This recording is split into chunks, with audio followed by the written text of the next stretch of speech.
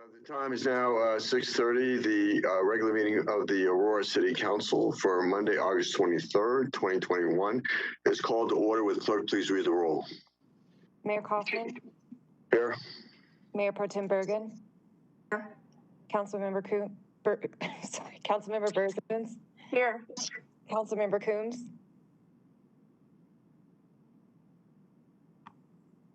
Councilmember Coombs. Present. Councilmember Gardner. Here. Councilmember Gruber. Here.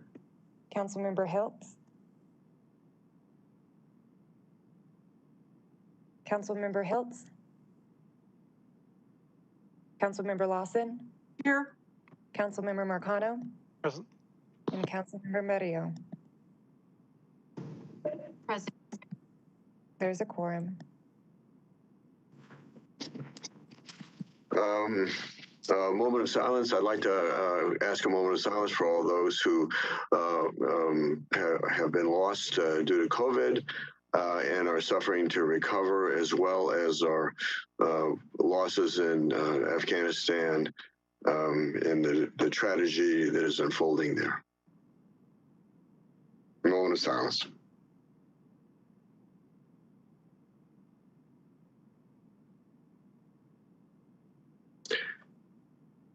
Thank you.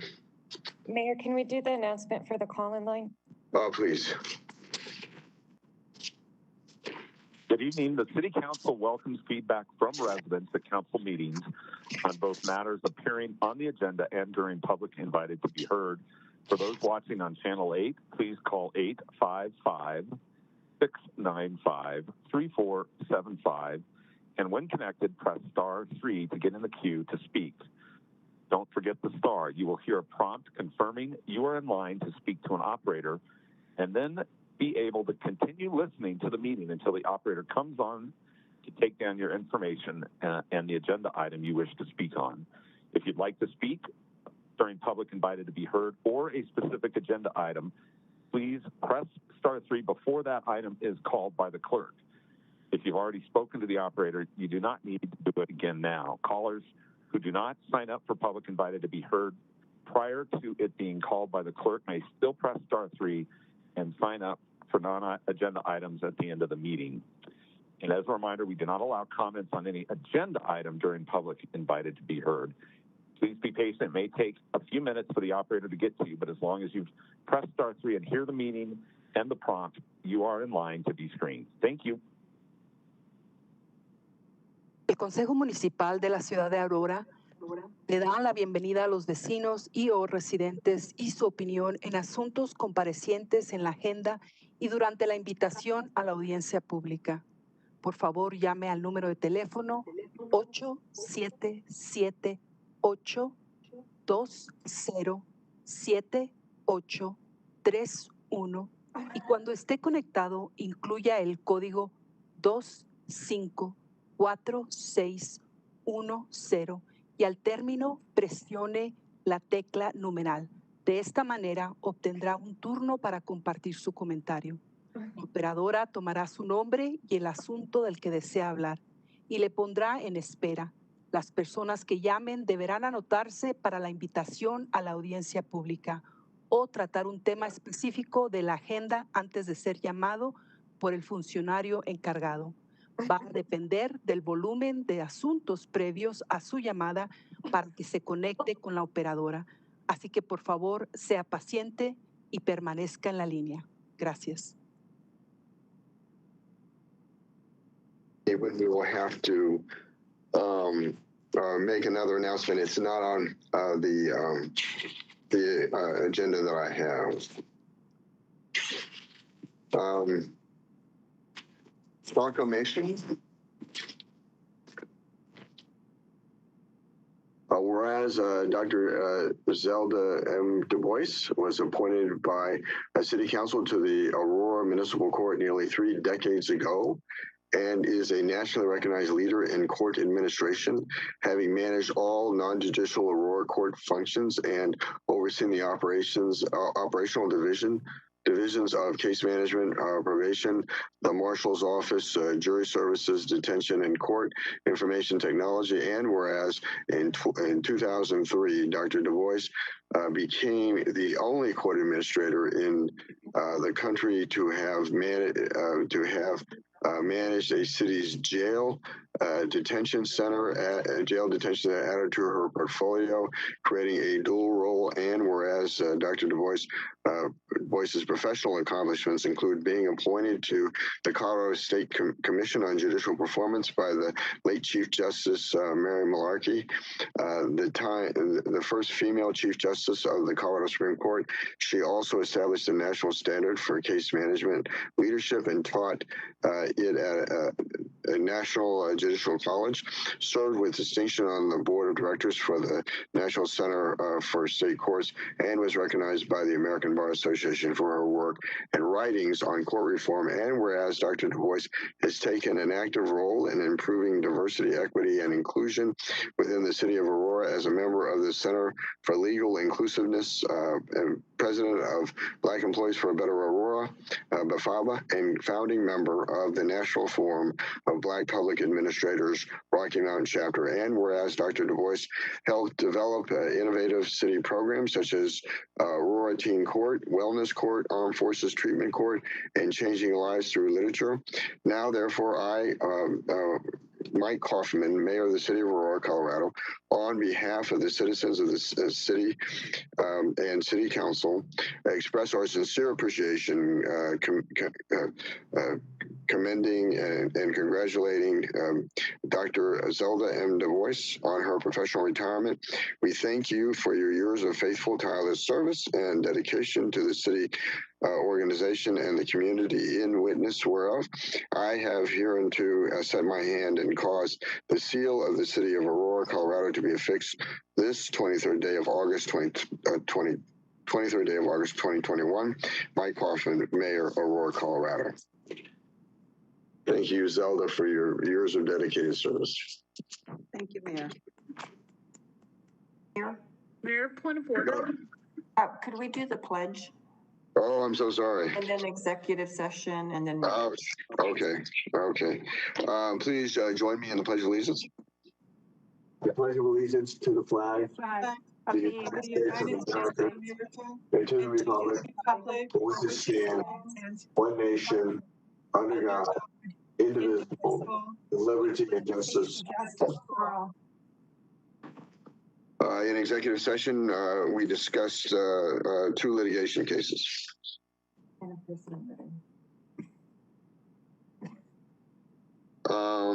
Public invited to be heard. Mayor, point of order. Approval of the minutes next. Okay. Okay, I stand corrected. Approval of the minutes for June 28, 2021. Mayor, move to approve. Been moved by Councilmember Gruber, seconded by second by Councilmember Burzins to approve the minutes of June 28, 2021. Discussion. Would the clerk please call the roll on the approval of the minutes for June 28, 2021? Mayor Kaufman, Yes. Councilmember Marcano, Yes. Councilmember Gruber, Yes. Councilmember Gardner, Yes. Councilmember Lawson, Yes. Councilmember Hilt, Yes. Councilmember Murillo,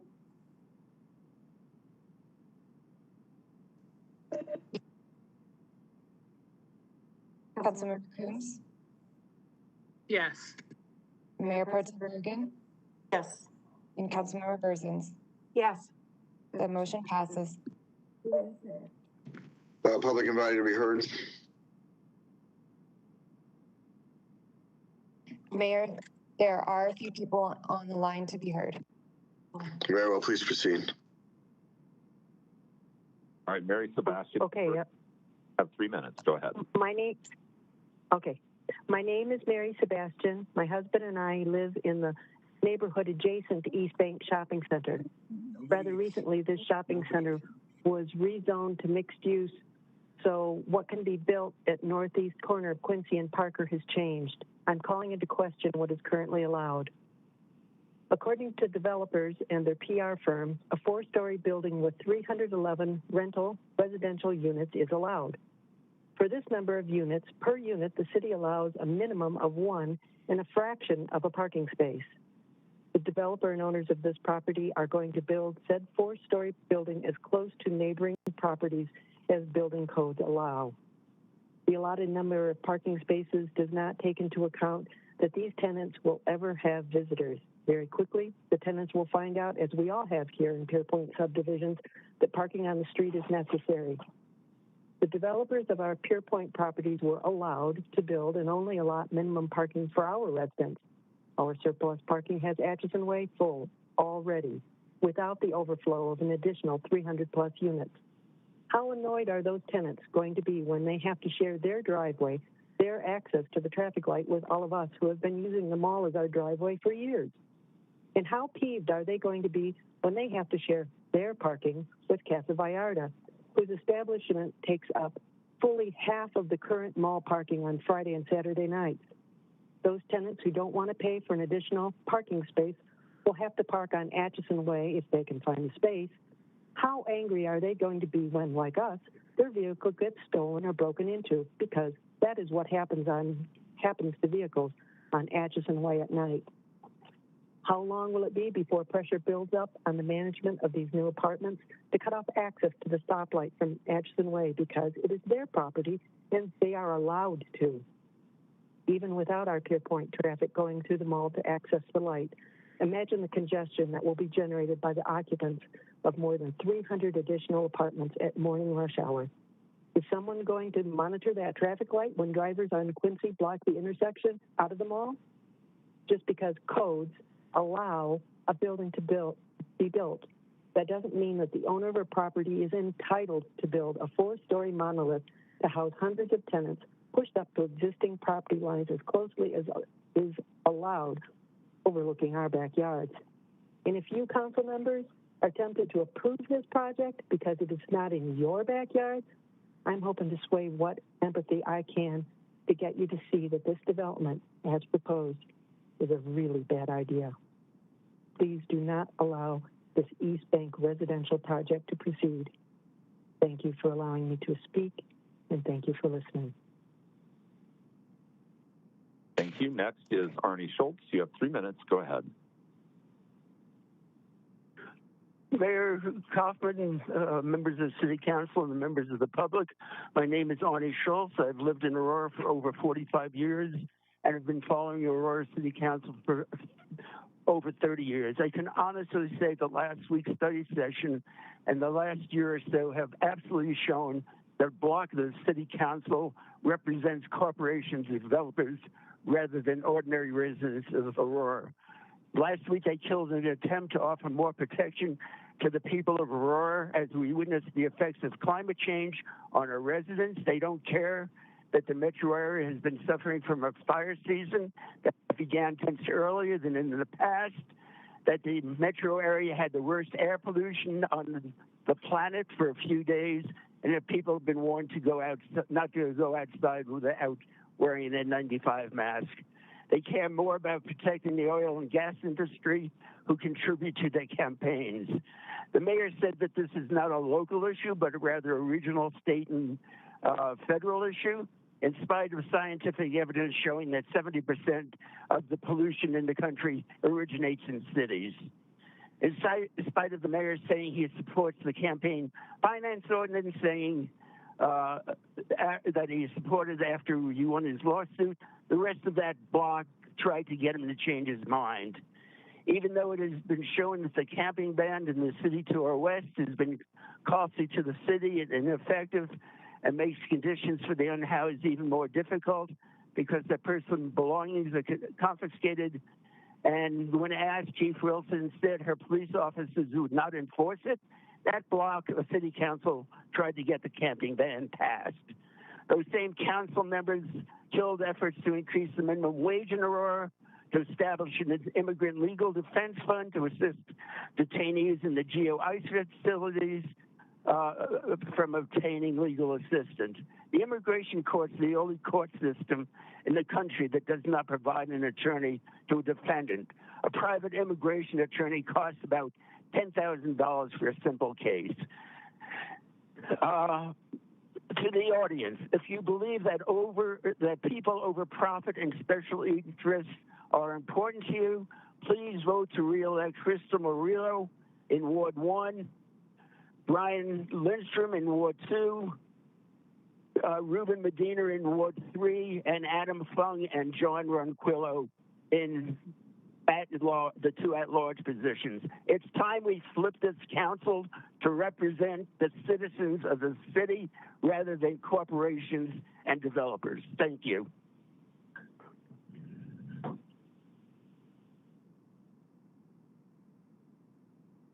That concludes our public invited to be heard speakers. Okay, well, the adoption of the agenda. Are there any amendments to the adoption of the agenda? If not, may I have a motion for the adoption of the agenda?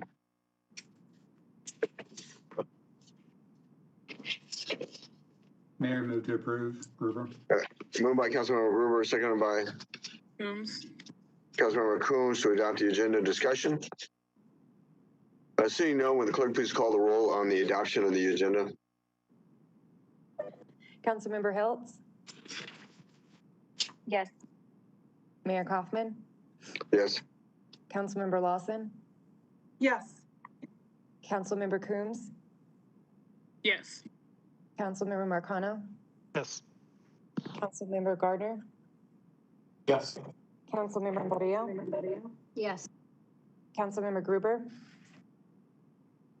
Yes. Mayor Pro Tem Bergen? Yes.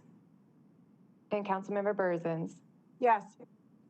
The motion passes to pass the agenda. And Mayor, if I make a comment really fast to council, we are doing a second test run of the eScribe voting system. So if you see the question pop up on your iPad, feel free to vote on your iPad. Mayor, Mayor Pro Tem. just to our city clerk, Katie, I accidentally hit because I hadn't seen that come up before. It said motion and I hit motion. I was not the motion maker. Okay, we corrected it. Thank you. Thank you. Okay, the question before us now is the adoption of the consent calendar, item number 10A through 10H. Motion? Mayor? Mayor Pro Tem. Yes, motion to approve the consent calendar for items 10A through 10H. Is there a second? Berzins.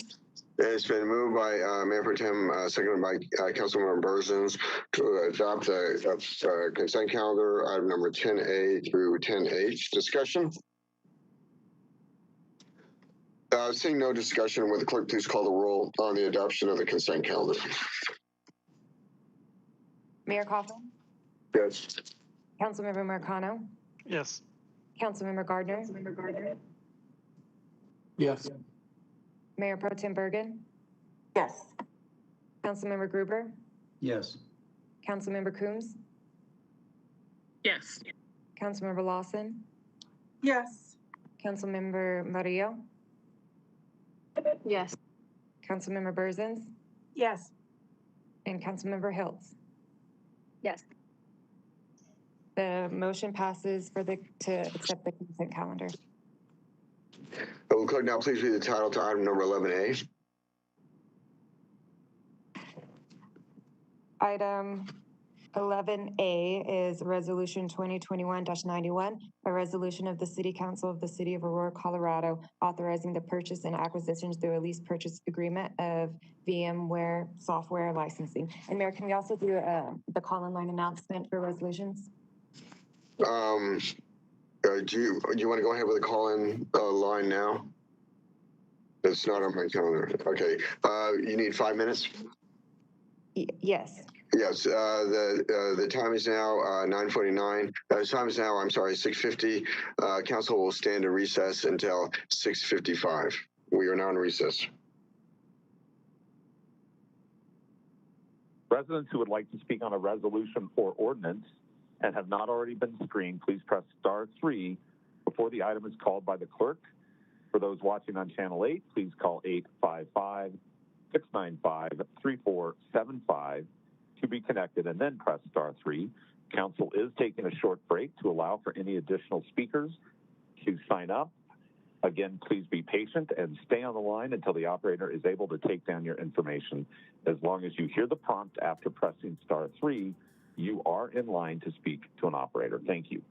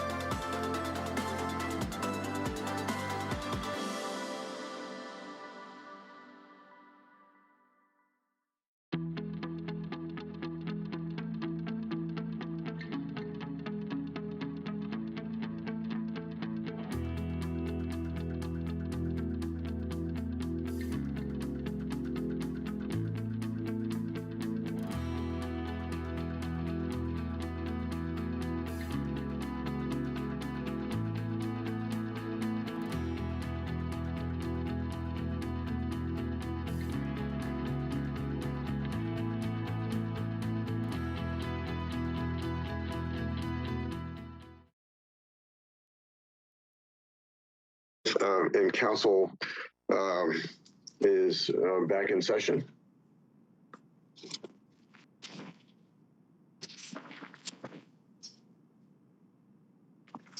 Would clerk please read the title to item number 11A? Item 11A is Resolution 2021-91, a resolution of the City Council of the City of Aurora, Colorado, authorizing the purchase and acquisition through a lease purchase agreement of VMware software licensing. Quick, I'd like a brief presentation by staff. Good evening, City Council. I am Scott Newman, the Chief Information Officer for the city. On an annual basis, the city is required to renew software subscription for this tool known as VMware, which helps maintain the city's software infrastructure. We have an opportunity this year to enter into a lease purchase agreement, and by doing so, we'll lock in the same pricing for 3 years in a row, and we will end up saving the city over $200,000 over the 3-year term. The total lease cost is just over $11,000 over that 3-year term. And the leasing company requires a formal resolution from council allowing us to enter the lease purchase agreement. Motion. Mayor Dave Gruber. Yes, Councilmember Gruber. Move to approve 11A. So moved by Councilmember Gruber, seconded by Second. Seconded by Councilmember Marcano to approve item number 11A. Discussion. Seeing none, would the clerk please call the roll on the adoption of item number 11A?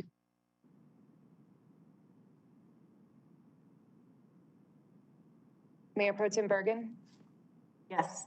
Councilmember Berzins, Yes. Councilmember Murillo, Yes. Councilmember Gardner, Yes. Councilmember Gruber, Yes. Councilmember Lawson, Yes. Councilmember Coombs,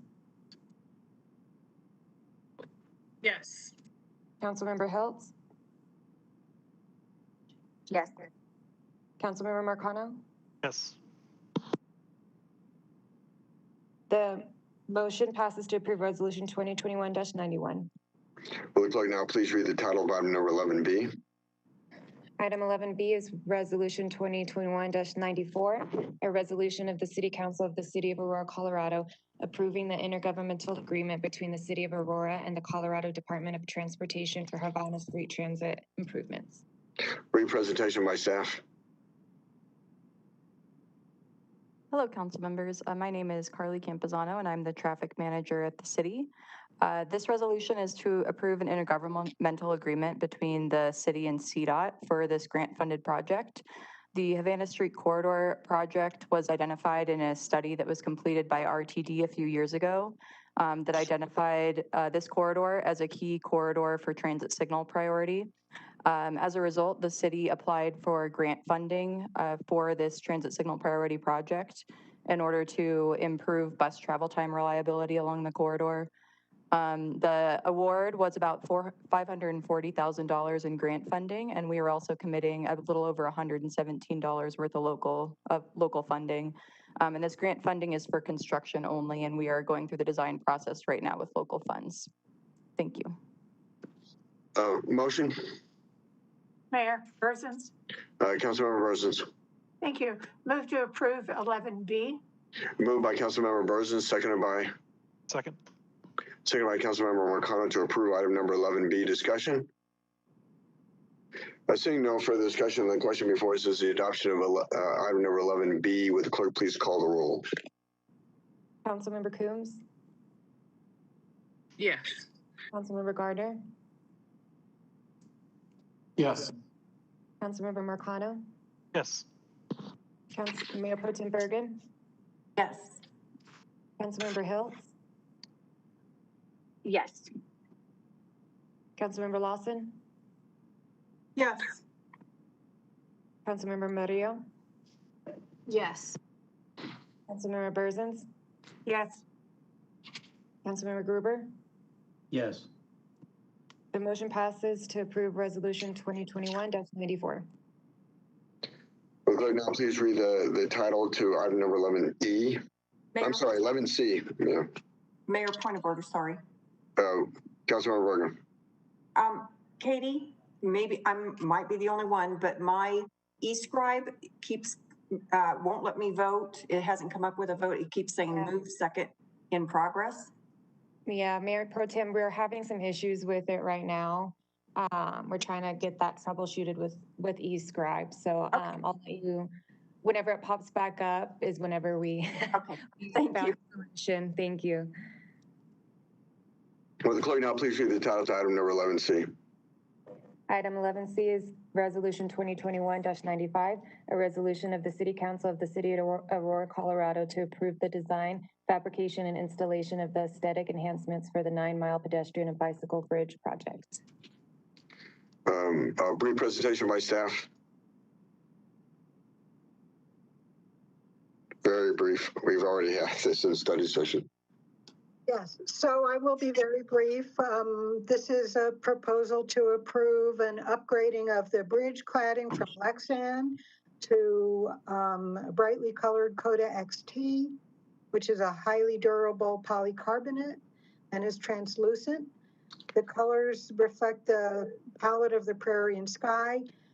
It also includes grills that represent the grasses, as well as commonly used words from the community engagement session that are represented in English, as well as the top 5 languages used in Aurora.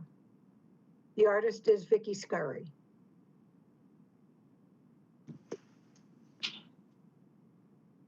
Motion. Mayor. Councilmember Mercano. Thank you, sir. Move to approve 11C. Moved by Councilmember Mercano, seconded by Coombs. Councilmember Coombs to approve item number 11C. Discussion. Mayor. Councilmember Mercano. Thank you, sir. I just want to thank Roberta and all of the folks who volunteered on the art panel for this project. I think the bridge is going to be a stunning entry point into Aurora off of 225, and I'm very excited to see it completed in the coming years. Further discussion. Mayor. Councilmember Coombs. Yeah, I would just add to that I know this is a really exciting safety improvement for a lot of people in our community who live on the east side of Parker Road and have had difficulty safely getting over to the west side, both to get to 9 Mile as well as to get to the park and other areas on the west side of Parker. So thank you for staff for work on the bridge itself as well. And thank you, Roberta, for your work on the art selection. Further discussion. Seeing none, would the clerk please call the roll on the adoption of item number 11C? Councilmember Gruber? Yes. Councilmember Lawson? Yes. Councilmember Mercano? Yes. Councilmember Murillo? Yes. Councilmember Gardner? Yes. Councilmember Berzins? Yes. Councilmember Hiltz? Yes. Mayor Pro Tem Bergen? Yes. And Councilmember Coombs? Yes. The motion passes to approve Resolution 2021-95. The time is now 7:04. Council will stand in recess until 7:09 to give the staff time to do another announcement for the call-in line. Council is now in recess. Thank you. Residents who would like to speak on an ordinance and have not already been screened, please press *3 before the item is called by the clerk. For those watching on Channel 8, please call 855-695-3475 to be connected, and then press *3. Council is taking a short break to allow for additional speakers to sign up. Be patient and stay on the line until the operator is able to take down your information. Again, as long as you hear the prompt after pressing *3, you are in line to speak to an operator.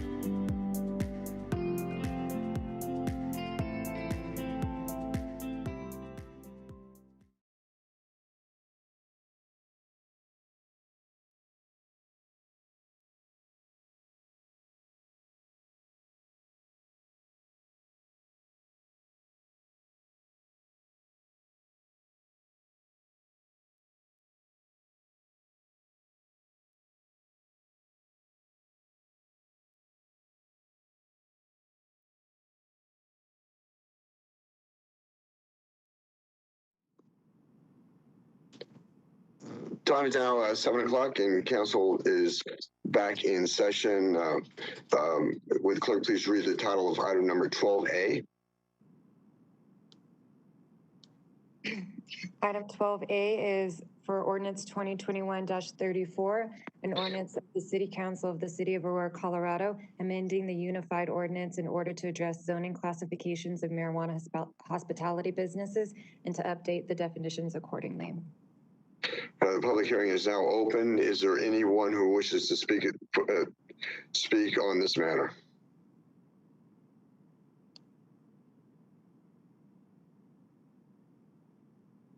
Katie? Sorry, Mayor, what did you say staff or did you I'm sorry. No, are there any residents who wish to speak on this matter? No, there's not, but I believe that the staff introduces the item. I'm sorry. The public hearing is now open. Presentation by staff. Good evening, Mayor and Council. Can you hear me? Yes. Yes. Okay, thank you. Thank you. This is Robin Peterson. I'm the manager of the Marijuana Enforcement Division. The Unified Development Ordinance text change is being proposed to allow marijuana hospitality licenses. This draft ordinance was presented at the April 28, 2021 Planning Commission. This is the public hearing for this text change. This draft ordinance is related to the licensing ordinance that is being presented in the ordinances for introduction section of the agenda tonight. Brandon Camarada, Manager of Planning, is here to present the specifics of this proposed ordinance. Thank you, Robin. Good evening, Mayor and City Council. I'm Brandon Camarada, Manager in the Planning Department. So as mentioned, the item before you tonight is an amendment to the UDO or Unified Development Ordinance to allow marijuana hospitality businesses. There is an accompanying ordinance relating to the licensing component of this package, and that is item number 14A. Briefly, marijuana hospitality establishments are enabled by state statute 19-1230. Generally, these are places where people can consume marijuana, much like a bar or tavern is a place where people can consume alcohol. The state allows two types of these facilities. One is bring your own, and the other is a purchase and consume establishment. The distinctions of these is not addressed in the UDO, but rather the licensing component of this package. Also noteworthy is these marijuana hospitality establishments may not permit the sale or use of alcohol or tobacco in these establishments. It is also noteworthy that these places, marijuana hospitality establishments, may occur in conjunction with other businesses so long as they do not serve alcohol or tobacco products. An example could include a coffee shop or restaurant.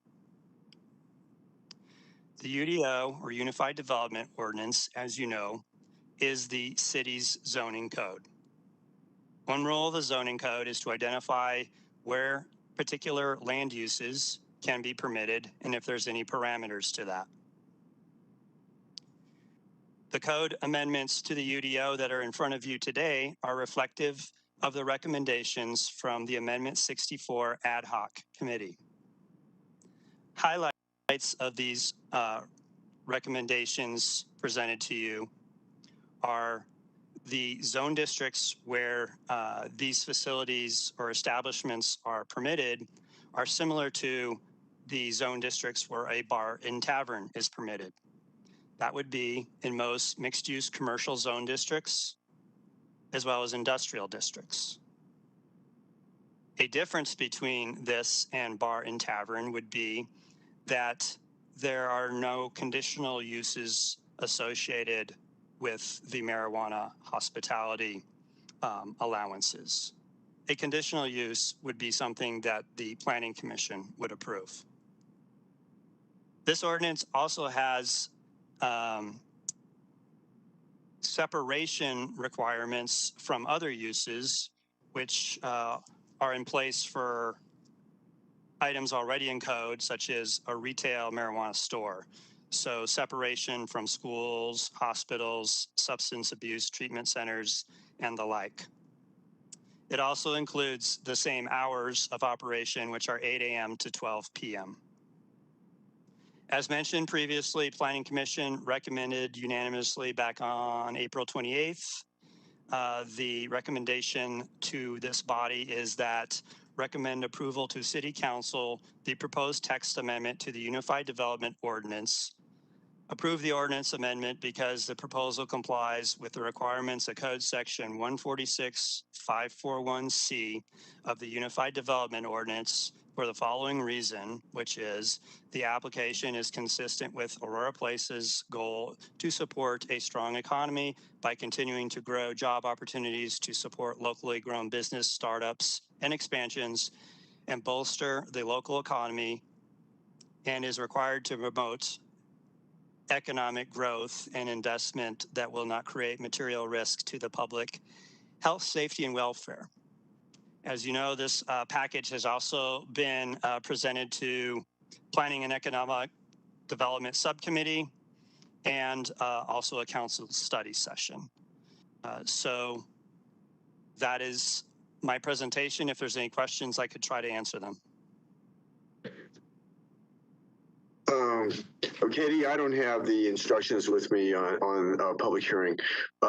Do we go to the public at this time? Yes, if the applicant is present, they can present on the content of the item. Then we go to the members of the public, and then council members may ask questions. We do not have anybody on the public call line for this item. Oh, and is there an applicant? There's no applicant for this, though. No, there is not, Mayor. Okay, very well. Are there questions from council? Mayor? Mayor Pro Tem. Yes, my question is 14B is the license. So is this normal that the that the UDO be approved before the license? Because what if the license wasn't approved? If I may, counsel? Yes. Please. This is Robin Peterson, and it's just the way it has to appear on the agenda. Our ordinance is for introduction on the licensing. We have in the past taken these together, but since this is the way the city clerk said this needs to be presented, this is how we're doing it. And yes, you would be approving that before you approve the license ordinance in this case. Or I guess you could take them together if you wanted to. That'd be up to you, or we'll wait until ordinance is for introduction. Mayor? Councilmember Lawson. I have a question. So when we talked about this at the study session that I think it was 3 weeks ago, I thought that we talked about two separate things, the fixed and the mobile. And now these are both inclusive in the ordinances. And one of the issues, I had problems with the mobile. So, but I didn't have problems with the hospitality. So is that how, I mean, why is it because of the UDO, the process, we have to be inclusive and put them both in there? I mean, I want to support this, but I had real problems with the mobile, so I may not be able to support it. So I'm just asking, is that the trend to do that because they're both we're trying to do two UDOs for the fixed and the mobile? I'm just trying to understand that process. If I may, Mayor, this is Robin. Please see you, Robin. Mm-hmm. I believe that if you decide not to have the mobile, when we're talking about the license ordinance, we can strike that from that. And also, and how it is written in the UDO, I don't think it's specific on the mobile on the UDO because there's no place, there's no specified place for this or for this business to be. It's a mobile type thing, so it doesn't have the impact as far as where it would go and be approved. So that you would address, I believe, in the licensing piece. This UDO just talks about the one without sales and the one with sales. Mayor, can I just ask a follow-up question? Well, I guess I have to question when you state that it doesn't have a place to go because it's going all around the city. So, I mean, it is going around the whole city probably, depending on where people want to go from, you know, north, wherever. So I don't quite understand that process, but okay, thanks for the clarification. If I may, Mayor, I can clarify that. Councilmember Lawson, yes, they do. They will be traveling throughout the city. However, for a licensed business, they would not have an address per se. It will have a beginning and an ending, beginning and a destination end, and they will give us that log through there. But as far as a presence of like a store or any other kind of physical place, and where we would have to buffer it, it's not there. It isn't. It wouldn't be considered in the UDO code. That hopefully makes sense. Further discussion? Mayor. Councilmember McConnell. Thank you, sir. Question for you, Robin, with regards to the mobile model here. When we were discussing this in study session, I believe someone brought up that this is currently permitted for alcohol use, correct? There's like a similar. Correct. Yeah. Could you tell us a little bit about how, I guess, frequently used or popular these kinds of things are? And how many we have running in the city? Oh boy, I can get back to you on that. I don't know for sure on the frequency that they're being run through the city like that. I don't know whether they're even licensed with us. I would assume they are, but I don't have that information for you, and I apologize, but I can certainly get it for you. It's okay. I would be curious to know. Thank you. Further discussion? I see none. The public hearing is now closed. A motion? Dave Gruber. Councilmember Gruber. I've spoken before. It's a study session, so I'm not going to expand on this. Are there any studies that show that smoking marijuana, unlike cigarettes, does not cause lung cancer? Councilmember Gruber, I'm not aware of any. Okay. Again, as I mentioned in the study session, GI have been issued cigarettes and C rations throughout World War II, throughout Korea, and throughout Vietnam. It wasn't until much later we learned how dangerous the cigarettes were and how many people ended up dying of lung cancer. I think with marijuana being legalized for only a short amount of time, that the studies have not been conducted and conclusions are not available. I'm concerned, and I'm not worried about the edible part, but I'm concerned that the smoke from marijuana in public facilities could be dangerous. Further discussion? Mayor? If we could do a motion, and then we'll go back into discussion. Okay, I'll move to approve the UDO. They're moved by Councilmember Coombs, seconded by? Seconded by Councilmember McConnell to approve item number 12A, discussion. Further discussion? Mayor? Councilmember Coombs. Robin, I imagine you're going to elaborate on this when we discuss the actual ordinance, but can you talk a little bit about the air filtration requirements and air circulation requirements for these types of locations? Of course, Councilmember Coombs.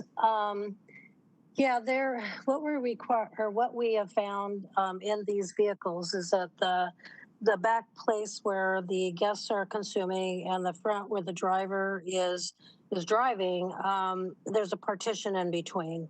and it is to be sealed off. And they also have different air cleaning units within the vehicle. And so it has been shown, I mean, it's been told to us that the driver is not exposed to secondhand, to the smoke. And so when we look at these vehicles, if approved, we would make sure that there is that division between the two, because having an impaired driver is not anything that anybody wants. So that would be a requirement that we're having, that they would be required to do this. And also, if they are going to release smoke into, release smoke out of the compartment, that it would be scrubbed with a carbon filter. Further discussion. Mayor, I apologize. I have a follow-up question. Please proceed. Sorry, Robin, I meant the buildings. So in the actual consumption lounges and purchase and consumption buildings. Oh, yes, of course. And same thing. We have all of our licensed marijuana businesses have to have an odor mitigation plan, and these would be held to that same standard. So if they're in whatever area, licensed premise they have, it has to be where you cannot smell or detect odor outside into an adjacent building or outside in the area. So there's they would be held accountable to that as well. Is that what your question was? Somewhat. I also was wanting to speak to the question of indoor air quality, because I think that's where we get into the concern about any type of respiratory or lung cancer type impacts. I see what you're saying. We would be following the building guidelines. That air has to be scrubbed or it flows through particles per minute or whatever. And so that is what we require in the stores. That's what we require in the cultivations as well. So no additional requirements on that per se, but there would be the adequate airflow going through those licensed premises. Mayor, I have a question. Mayor Pro Tem. Okay, so, but it's illegal to smoke cigarettes, even if you could do the filtration system in a building? I mean, is that against state law? That is correct. So this seems very similar.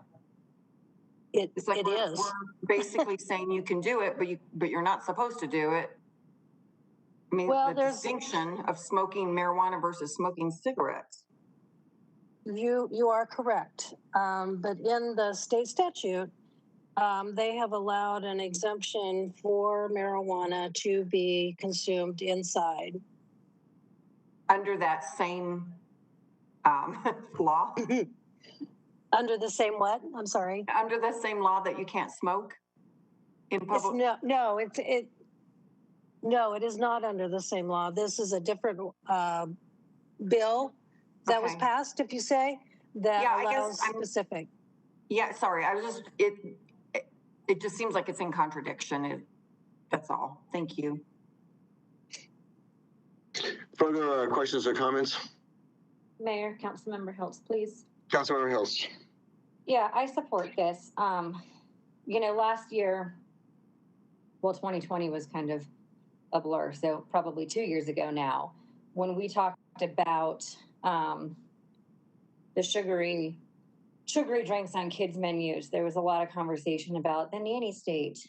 We can't tell people what they can put in their bodies or what children can put in their bodies. And so I just think it's interesting that now that we're talking about consenting adults who can drink alcohol, which does cause a lot of physical damage if you drink to excess.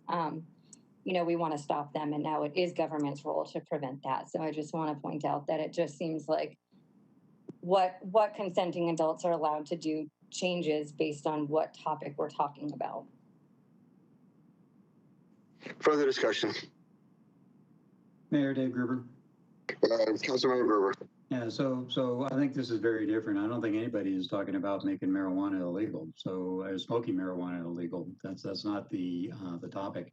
The topic is whether or not we're going to change our building code to allow smoking rooms inside facilities where multiple people can smoke together. Those have been outlawed in airports. They've been outlawed in every building in Colorado.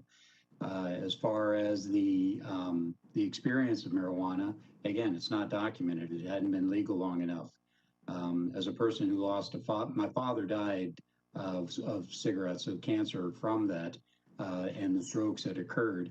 And my father started smoking when he was in the Navy in World War II. So this will pass, and I understand it will pass. But I would like to point out that there's risks here that haven't been evaluated yet. And we could be creating a risk within our city where people could die from cancer from this in 20 years, 30 years, just like World War II vets and Korean vets died of cigarette smoking.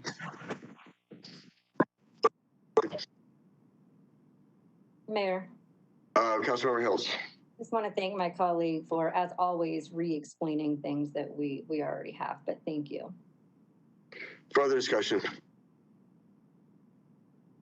Seeing on the question before us, I'm sorry, Councilmember Gardner, who's it? So a couple of things. I just want to recognize the work of the Amendment 64 committee that I chair, with council members Coombs and Berzins, and then at the time, Councilmember Johnston, and then also all the staff support that we got from Robin and her team and city attorney's office. And we also had a lot of comments and a pretty long deliberation process. I said in study session, so I'm not going to belabor the point, but that I'm obviously supportive of this. We build rec centers, we provide services to homeless. I could go on and on with the things that we do with marijuana sales tax revenue. And then all of a sudden, when we want to do something that would treat it like alcohol, because of course we have facilities where adults can go and consume alcohol, oftentimes to excess. Who knows if they're driving home or anything else. Then all of a sudden the tune changes.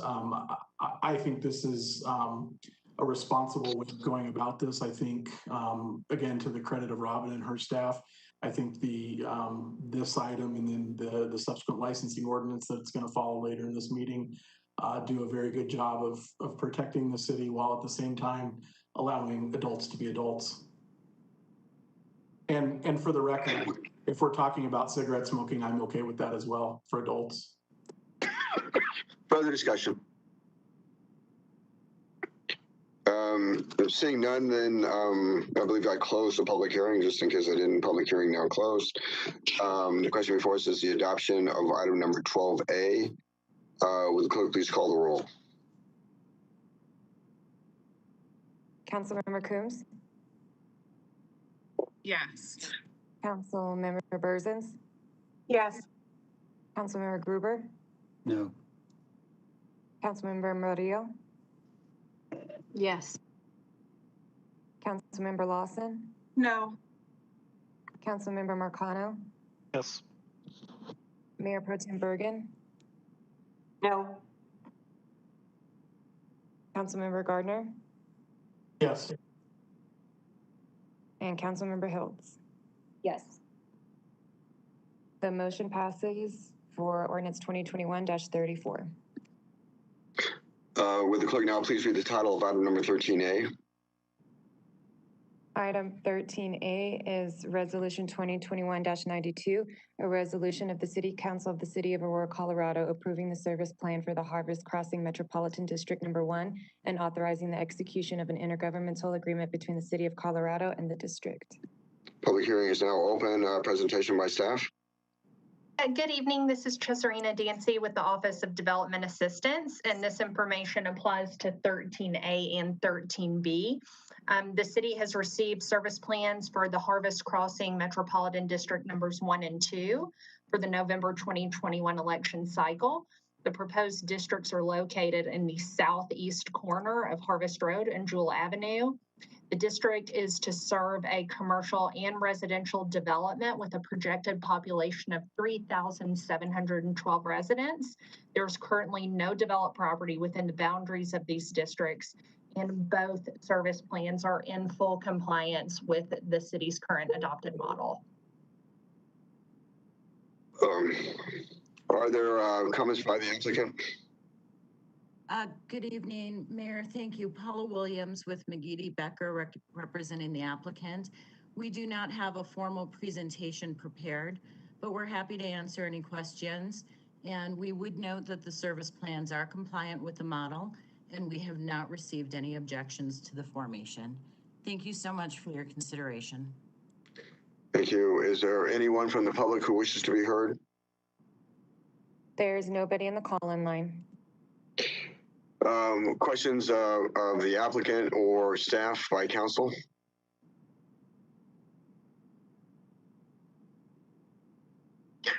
Seeing none, would the clerk please, motion? Mayor Dave Gruber, move to approve 13A. Moved by Councilmember Gruber, seconded by Bergen. Second by Mayor Pro Tem Bergen to approve item number 13A. Would the clerk please call the roll? Councilmember Hiltz? Yes. Councilmember Gardner? Yes. Mayor Pro Tem Bergen? Yes. Councilmember Marcano? Yes. Councilmember Berzins? Yes. Councilmember Coombs? Yes. Councilmember Lawson? Yes. Councilmember Gruber? Yes. Councilmember Murillo? Yes. The motion passes to approve resolution 2021-92. Clerk, now please read the title to item number 13B. Item 13B is resolution 2021-93, a resolution of the City Council of the City of Aurora, Colorado, approving the service plan for the Harvest Crossing Metropolitan District Number 2 and authorizing the execution of an intergovernmental agreement between the City of Aurora, Colorado and the district. The public hearing is now open. Presentation by staff. Yes, it would be the same information that was given for item 13A. I'm happy to reiterate or repeat anything if needed. Presentation by applicant. No presentation. Thank you. Is there anybody anybody from the public who wishes to be heard on this issue? There's nobody in the call-in line. Questions questions of staff or the applicant by members of council? Seeing none, public hearing is closed. Motion? Mayor, move to approve 13B. Moved by Councilmember Gruber, seconded by Bergen. Seconded by Mayor Pro Tem Bergen to approve item number 13B. Discussion? Seeing none, would the clerk please call the roll on the adoption of item number 13B? Councilmember Lawson? Yes. Councilmember Gardner? Yes. Councilmember Murillo? Yes. Mayor Pro Tem Bergen? Yes. Councilmember Marcano? Yes. Councilmember Hiltz? Yes. Councilmember Berzins? Yes. Councilmember Gruber? Yes. Councilmember Coombs? Yes. The motion passes to approve resolution 2021-93. Very well. The time is now 7:38. Council will stand at recess until 7:43 to give staff time to make an announcement for the call-in line. City Council, we are now in recess. Residents who would like to speak on an ordinance and have not already been screened, please press *3 now. And for those watching on Channel 8, please call 855-695-0000 3475 to be connected and then press star 3. Council is taking a short break to allow for any additional speakers to sign up. Again, press star 3 and be patient. The operator will get to you as quickly as possible. As long as you hear a prompt after pressing star 3 and can still hear music hold, you are in line to speak to an operator. Thank you.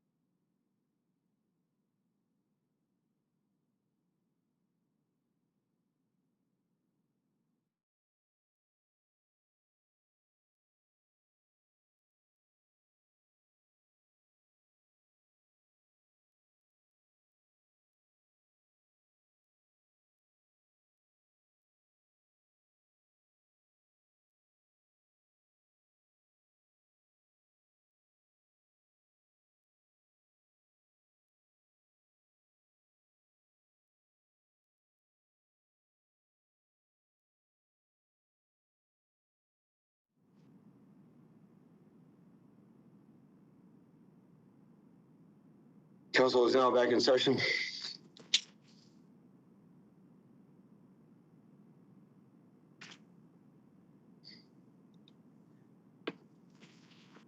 Will clerk please read the title of item number 14A? Item 14A is ordinance 2021-31, an ordinance of the City Council of the City of Aurora, Colorado, amending Chapter 6 of the City Code to update definitions and licensing and to allow marijuana hospitality businesses and retail marijuana hospitality and sales businesses within the city. Presentation by staff. Yes, Mayor.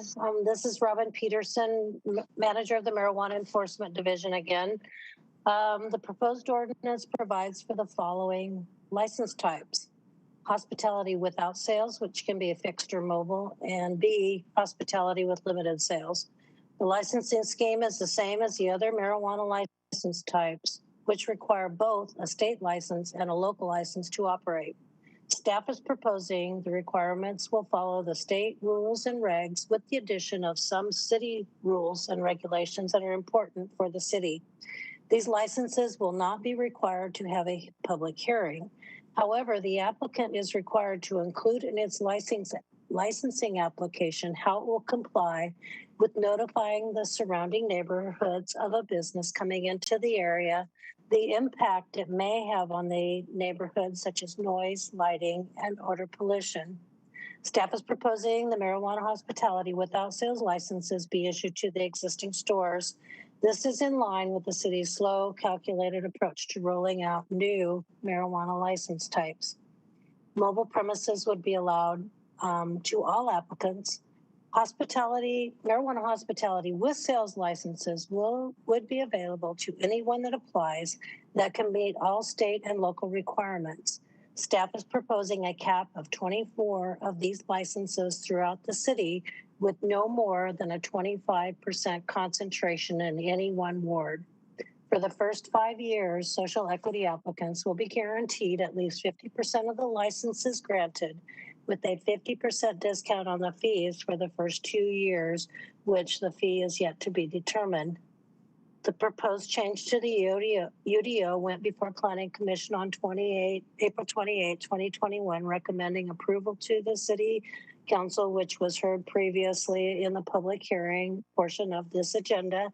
And I also met with the Aurora Business Advisory Board on Monday, August 16th, and many of them had the same questions that were asked by the board, and they have been answered by myself.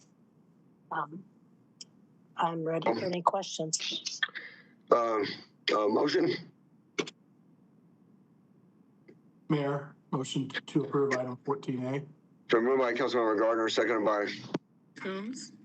Councilmember Coombs to approve item number 14A. Discussion? Mayor, Councilmember Lawson. I have a question. So Robin, within the mobile, because this license will be including the mobile as well. So if you capped it at 24, how does the mobile piece fit in there if people want to do the mobile? This cap is related to the marijuana hospitality with sales.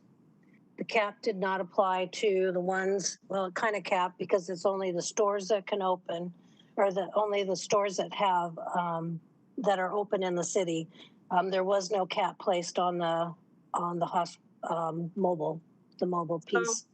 So, Mayor, can I do a follow-up, please? So, anybody who wants to do mobile, limousine, whatever, they can apply, and depending on if they meet the requirements, they can get a license. Yes. Further discussion?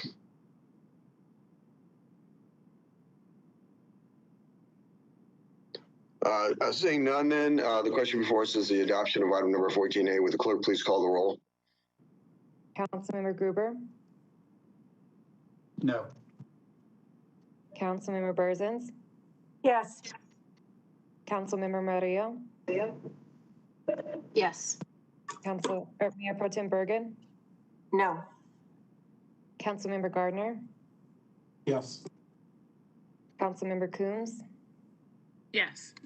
Councilmember Marcano? Yes. Councilmember Hess? Yes. Councilmember Lawson? No. The motion passes for ordinance 2021-31. The clerk now please read the title to item number 14B. Item 14B is ordinance 2021-28, an ordinance of the City Council of the City of Aurora, Colorado, adding a new section to be numbered 94-122 to the city code pertaining to prohibiting unauthorized camping on public or private property, and adding Article 4, Section 114-106 through 114-112 to Chapter 114 pertaining to abating unauthorized camps on public property. Let me pass the virtual gavel to the Mayor Pro Tem to conduct the remainder of the meeting. And Mayor Pro Tem, we do have public invited to be heard in the line for this item. Thank you. Do I need to have the motion first?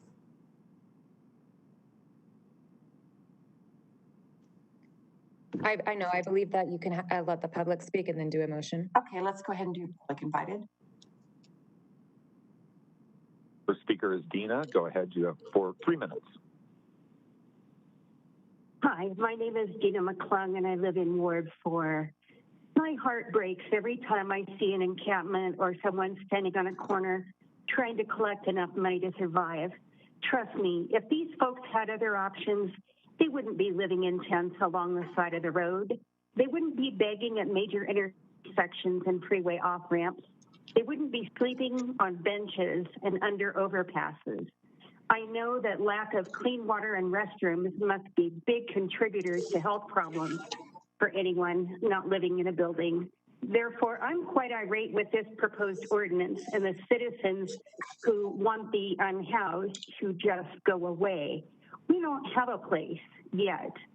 I hope Away becomes a program that meets all their needs and helps them get on their feet when they are fully ready.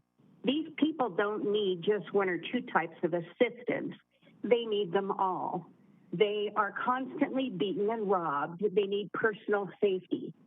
Some of them lack the skills to hold a job. They need employment education. Stop calling it food insecurity, it's hunger. They need assistance receiving food. And childcare, yes, there are families living on the streets trying to survive and take care of their children at the same time.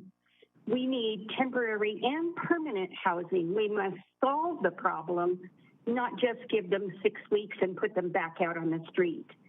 They need mental health treatment, that is true. Even if you were healthy before you had to live on the streets, one's mental health can rapidly decline. And yes, there are some who need addiction treatment or rehab. While some of these unhoused people do not use alcohol or drugs, plenty of them do, and they are not going to be able to simply kick the habit just because someone tells them to do that and move along. Thank you. Next is Beth. You have 3 minutes. Go ahead. Thank you. Good evening. My name is Beth, and I'm going by my middle name tonight. I have enjoyed living in the area of Parker Road in Quincy, bordering Cherry Creek State Park for the past 26 years. I am very concerned about the homeless camping that has existed for several months now, just east of the Cherry Creek Dam Road, starting at the intersection of Vaughn Way and the approach onto South Parker Road. I feel sad for the homeless, and years ago even volunteered for a day at the Denver Rescue Mission. However, for the past several months, I've observed a growing number of tents, seen people smoking on the grassy sites, which is a fire safety hazard, observing garbage around the area as well. There are no bathrooms or shower facilities at this site, so this becomes a severe health hazard as well. This area has been convenient and popular living area, as there are always people holding up the cardboard signs asking for donations down from the I-225 ramp and also on the north side of Parker, and Peoria. I would like to see these camping sites moved to a cleaner and safer environment, or provide help for these homeless people to improve their living conditions, so that anyone who is walking or driving around the area can enjoy the beautiful environment that exists for miles. and have a safer and healthier area. Thank you for allowing me to take this time for this discussion. Next is Marjorie. You have 3 minutes. Go ahead.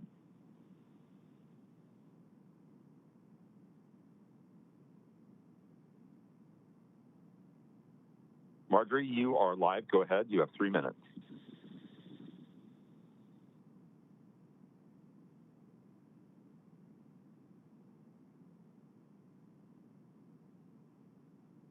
All right, we'll go on to Mary. Mary, you have 3 minutes. Go ahead. Hi, my name is Mary. Thank you for this opportunity to speak. I've been an Aurora citizen for 33 years and am a Colorado native. I'm imploring the council to rethink and vote yes on the homeless ban. 99% plus of the people are homeowners and renters in our fine city. We should not have to contend with homeless encampments and all that accompanies that around Cherry Creek Reservoir, under overpasses off 225 major streets. Surely something can be started to help the homeless move from living off the land, such as Houston's mayor's initiative. They were able to ban camping and provide homeless the shelter, mental and health services, and employment education that they needed through the efforts of the city agencies, including Housing and Community Development Department, Health and Human Services, and the Police Department, along with coordination with philanthropic, faith-based organizations, neighborhood and local homeless services. Certainly, if Houston can do this for the magnitude of their homeless, we can do this for 462 homeless in Aurora. Again, I implore you, we need to start somewhere. There is no perfect plan, but we need to start somewhere for the sake of the homeless people, to give them the help that they need, and for the citizens that pay taxes and voted you in on the city council. Thank you for this time. Thank you. Let's go back and try Marjorie again. Marjorie, go ahead. You have 3 minutes. I have been a homeowner in Aurora for 38 years. Like many citizens, I'm concerned about the number of encampments that I see. Numerous sites around the Cherry Creek Park, under bridges and overpasses throughout the area, in grassy areas, both public and private. The piles of trash, the human waste, needles, tents, grocery carts, all are concerning for safety and hygiene for residents as well as the homeless individuals themselves. If you've been to San Francisco lately, you were probably shocked by the homeless people everywhere. Does this make you want to return there as a resident or tourist? Or were you disgusted that a once beautiful city had fallen into disarray? We do not want to have that happen to us here. There is an urgent need to develop and implement a plan to help individuals find safe housing, public and private resources for substance abuse treatment, and ultimately employment for those able to do so. Housing first, both temporary and permanent, is indicated by the data to be the crucial first piece of the solution. We need a camping ban to be accompanied by a commensurate increase in available housing and a way to match the homeless persons with that housing. I, too, have been reading about the City of Houston program to combat homelessness, The Way Home. I believe that you may have already reviewed this program yourself, but if not, I urge you to read it. The methodical, data-driven way in which they tackle this complex issue is an excellent model. The model Denver used was also demonstrating the efficacy of providing housing first to stabilize persons who are homeless. This is not a one-shot deal, but a long-term situation. I believe that if we had a solid, well-coordinated plan, such as the one described above, we would be able to secure funding not only with federal and state funds, but also nonprofit entities that could see the benefit of housing first with accountability, data collection, and humane results.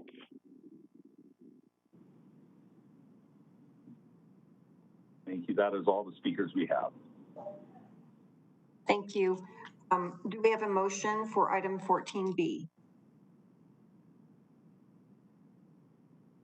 Mayor Dave Gruber, or Mayor Pro Tem. Okay, we have a motion by Councilmember Gruber. Do we have a second? will make a second. And discussion. Yeah. Madam Pro Tem. Go ahead, Mayor Pro Tem. Thank you very much. Thank you. We certainly had a very lively debate, I think, last time, but let me just reiterate some of the major points of this policy. It does not criminalize homelessness. It requires the city to provide an alternative location before it can abate any encampments. It requires a minimum 3-day notice before an encampment can be abated. We will soon be in receipt of federal dollars to be able to provide alternative locations for them. There are already some alternatives that already exist. We just approved community development block grant for let's see, White Church on 6th Avenue, in the vicinity of 6th Avenue in Chambers. I'm trying to remember the name of the church. Oh, okay. And also the Salvation Army is undergoing, beginning a safe camping space.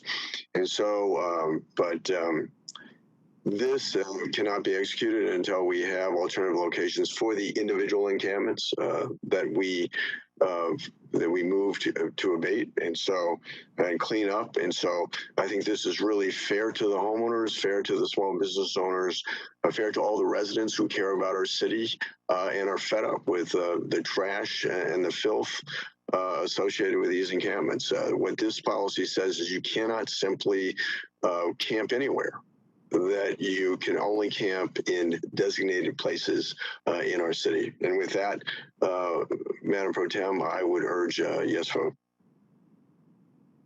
Other discussion? Mayor Dave Gruber. Mayor Pro Tem. Oh, I'm sorry, go ahead. I also support this initiative. I believe that it is a way forward. Again, we don't need to have housing for every homeless person in Aurora. We would only need housing for those people that are in a camp at one time. And again, once we give them the opportunity to move, they don't have to move. They won't be ticketed for not moving, but the camp that they're in will be closed and they will have to leave that. I think this is a fair way to deal with the growing homeless problem in the city. More importantly, though, I believe that it's an issue of property rights. I believe that the homeowners and the business owners that have invested in their property, that pay taxes on their property and expect support for their property, depend on city council to protect those property rights. They are paying taxes to us. They are expecting us to support them. And I think it's important that we do. So I will support this ordinance. Okay, thank you. Other discussion? Mayor Pro Tem. I think I heard Councilmember Marcano and maybe Murillo, I'm not sure. Coombs, okay. And also I think Councilmember Hiltz raised her hand. Okay. I'll go ahead and go first. So yeah, I just want to thank everyone who called in. I strongly emphasize with the folks who are concerned about the trash, the waste, the needles, and all that. I don't want to see folks living out on the streets either, and I believe this is a point that we all agree on. Where we don't agree, though, is that a ban actually addresses these issues. It doesn't, and if you believe otherwise, I implore you to go to Denver and see what their ban has achieved over the last decade, which is to say, nothing. There are still giant camps full of trash and waste and all kinds of other things because there's no place for these folks to actually land, or at least not enough places for those folks to land. So once again, the bans over there are so ineffective that our mayor went to Denver to pretend to be homeless and didn't get swept. Denver has spent a tremendous amount of money over there, moving people all over the city. There was actually a recent article, I think in Westward, that shows you kind of like the migration patterns over a year of a homeless couple after they get swept. They don't leave the city. It doesn't change their circumstance. It just wastes taxpayer dollars and police time. So I completely agree with the last caller, where Housing First and Work First programs are shown to be the most effective means to get folks out from homelessness. That is something that I strongly support. I think several of us on council strongly support, and that staff is currently working on, and that we'll be discussing at our upcoming budget meeting, or fall budget workshop. But camping bans are not complementary parts to that. And again, if we pass that, nothing would change. In fact, what we have seen from Denver with their camping ban is that often it drives folks into deeper hiding. So they try to camp in more creative places where there's less of a chance for them to get found, and makes them even less likely to accept any kind of service or support because that trust is broken. And, they get treated poorly by the folks who sweep them, by other unhoused people, by housed people, and the problem persists. So we actually end up undermining the solutions that will actually get us out of this problem if we do that. So again, if the data showed that all people needed was a swift kick in the butt to get their act together, I'd support this, but that is not what the data shows. And I think as elected officials, we should be good stewards of taxpayer resources. As human beings, we should understand that people are not trash, and we should not support bad public policy. So that's all I've got. Thank you. Okay, Councilmember Coombs and then Councilmember Hiltz. Yes, thank you, Mayor Pro Tem. First, I have a question of staff. The mayor mentioned that what this proposal does is say that there are specific places within the city that unhoused folks can be. I was wondering if staff can point to where in the ordinance it outlines what those specific places are. We have a response from staff. Councilmember Coombs, this is Jessica Prosser, Director of Housing and Community Services. In terms of where they can be, I think what the mayor was referencing is alternative shelter options, which the ordinance does call out. And so those would be areas that may include safe outdoor camping, or what we're referring to as safe outdoor spaces as staff, where people would be allowed to camp outside. But the ordinance does not specify specific other places. Okay, and as a follow-up, can you remind me what the timeline will look like to have more than the existing safe outdoor space that we currently have? Yes, so currently we have one safe outdoor space set up as a pilot, which is housing about 30 people. It has been full. We're working with other community partners, faith-based institutions on additional options. Each of those takes probably a good 6 to 8 weeks to set up. We're also looking at, more permanent, semi-permanent structures, such as what are called pallet homes. These would be better for folks through the winter. They do have heaters and air conditioners. The current safe outdoor space is utilizing tents, and we do have one safe parking set up currently. So I would say each additional site could take a couple of months to set up, and we would also need direction from council on the spending of funds to set those up as well. Okay, and I think that is planned, again, as Councilmember Marcano mentioned for the discussion in our September budget workshop. So we would then need a few months per site after that. So then can you also talk a little bit about the way that we currently connect folks to the existing safe outdoor spaces and programs that are available within the city? So not only the safe outdoor space, but also sheltering, as well as our day resource center, are options for folks. We have a street outreach team that operates. They go and visit encampments, they talk with folks, they refer them to services, provide just kind of any supplies that are needed at that time. And they can also transport folks to those services that we do have in place today. So the referrals to both the safe outdoor space and the current shelter options that we have can come from the street outreach team. They can also come from case managers working at a myriad of different homeless service providers throughout the community.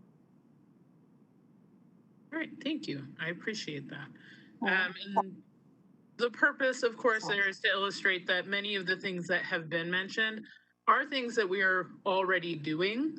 What we don't have enough of right now are places for people to be.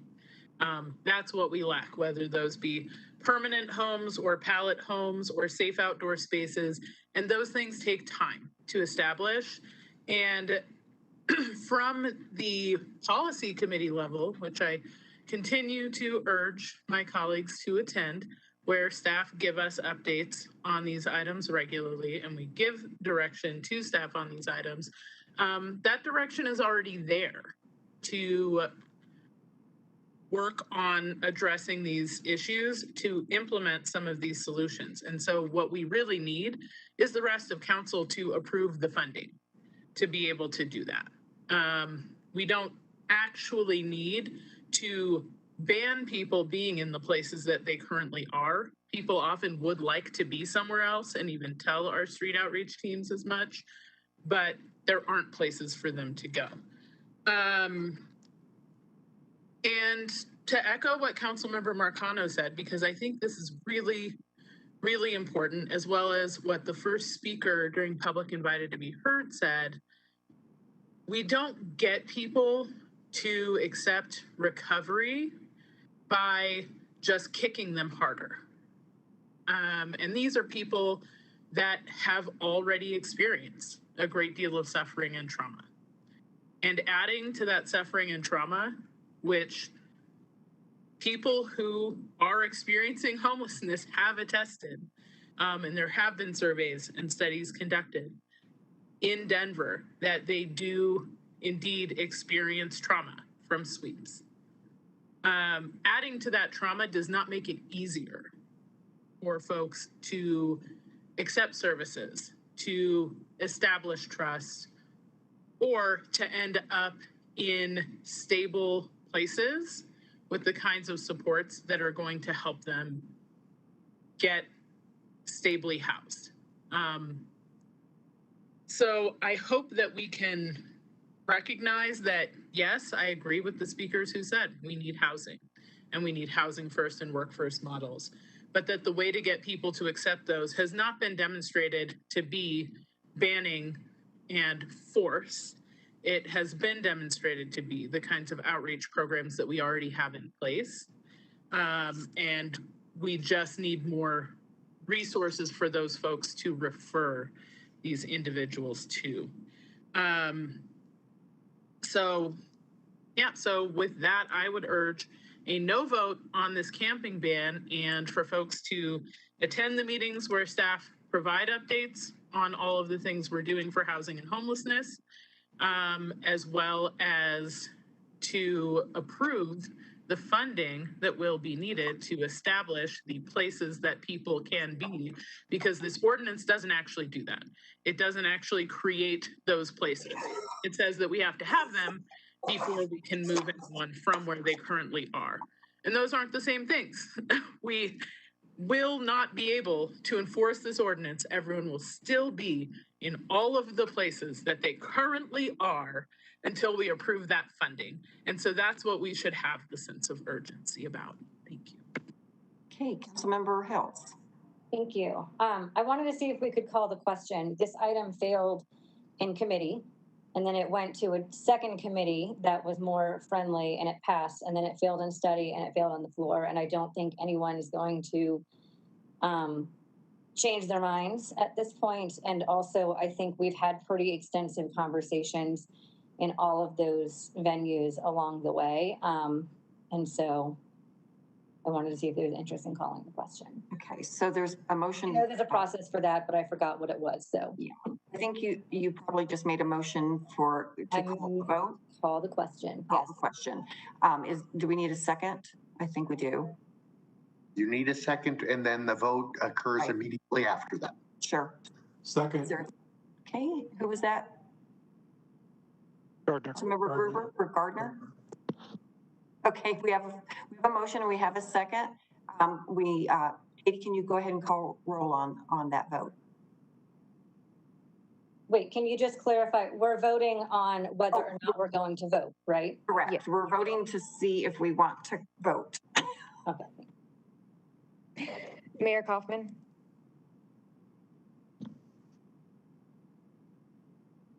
Mayor Kaufman. Mayor, you're muted. No. Councilmember Murillo.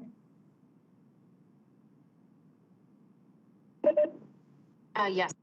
Councilmember Marcano. Yes. Councilmember Gardner. Yes. Councilmember Hiltz. Yes.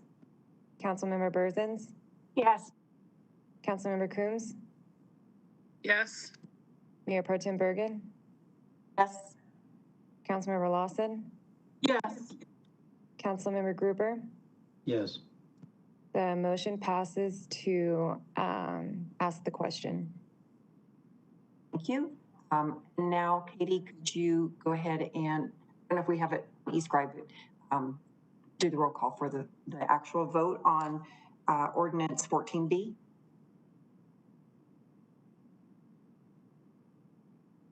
Councilmember Marcano. No. Mayor Pro Tem Bergen. Yes. Councilmember Berzins. Yes. Councilmember Gardner. Yes. Councilmember Hiltz. No. Councilmember Coombs. No. Councilmember Lawson. No.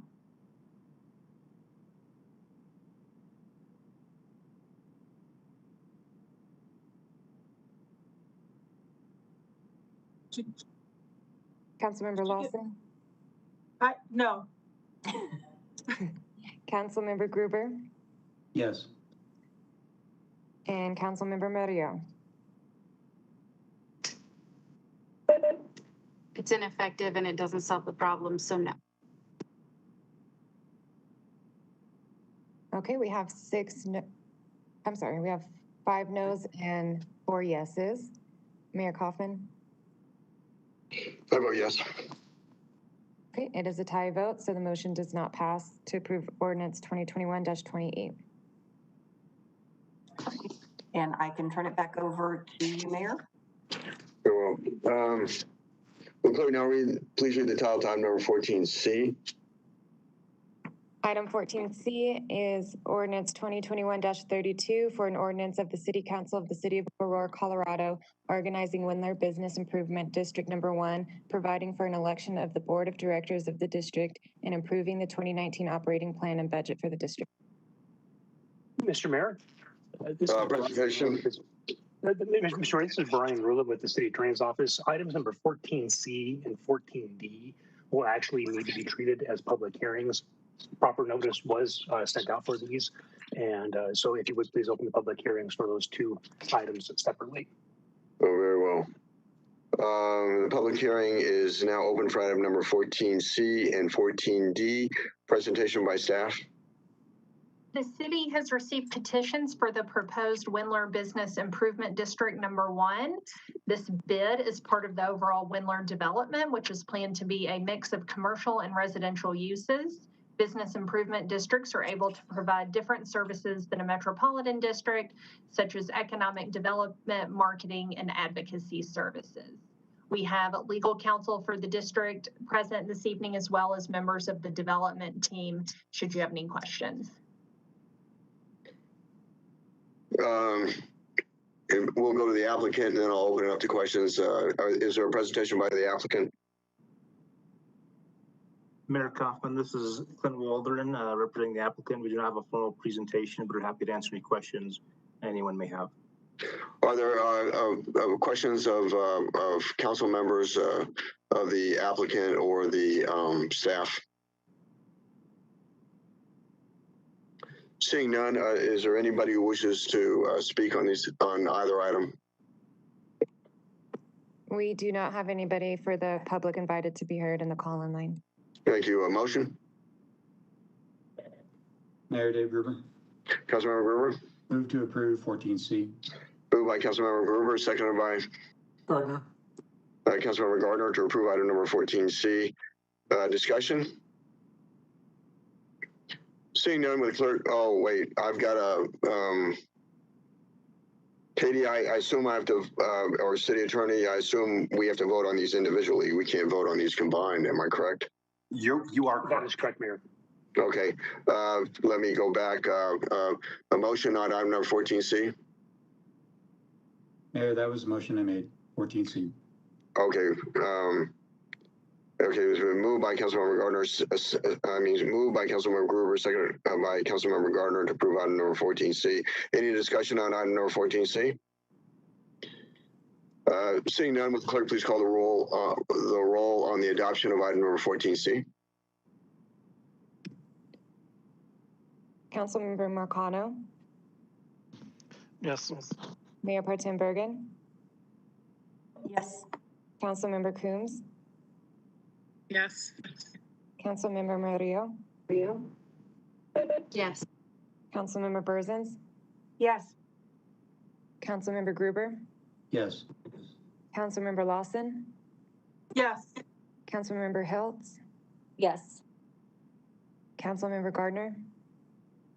Yes. The motion passes for ordinance 2021-32. Very well. I need a motion for item number 14D.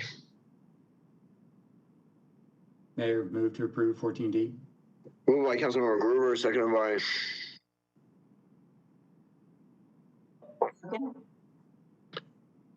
Mayor Pro Tem. To approve item number 14D. Discussion. Seeing none, will the clerk please call the roll on the adoption of item number 14D? Councilmember Lawson, Yes. Councilmember Gardner, Yes. Councilmember Marcano, Yes. Councilmember Berzins, Yes. Councilmember Gruber, Yes. Councilmember Hiltz,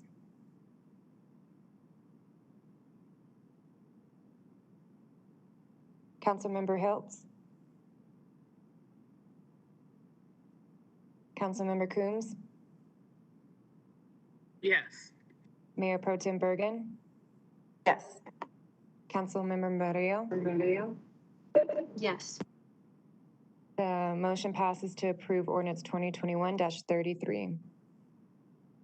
The clerk now please read the title to item number 13C.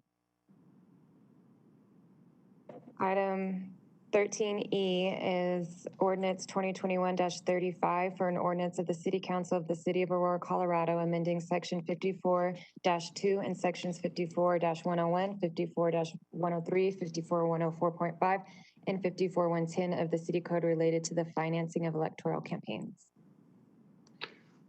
Let's see, motion.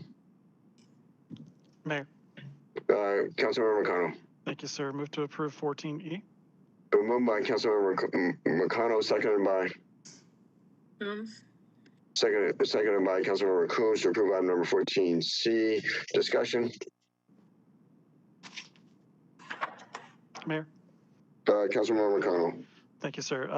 Yeah, so I strongly support the revisions that were made to this, and I want to thank Rachel Allen as well as Mark Gruskin, who was our outside counsel, for their diligent work on the ordinance revisions. We believe this more than satisfies the court's objections with the original ordinance, and I still believe that the opposing counsel is also satisfied with the amendments. So I strongly urge a yes vote so that we can save ongoing legal fees and put this to rest while still preserving the transparency and accountability measures that were built into the ordinance. So thank you. Further discussion. Mayor Dave Gruber. Councilmember Gruber. I have a question for the attorney. Right now, could you explain the status of the ordinance and the injunction? This is Rachel Allen from the City Attorney's Office, Councilmember Gruber, and our outside counsel who's representing the city in this litigation is also on the line. So I'll let Mark handle that one, please. Councilman Gruber, the status of the ordinance is that the vast majority of the ordinance is in place. There were several challenged provisions that have been enjoined, and therefore the city is not able to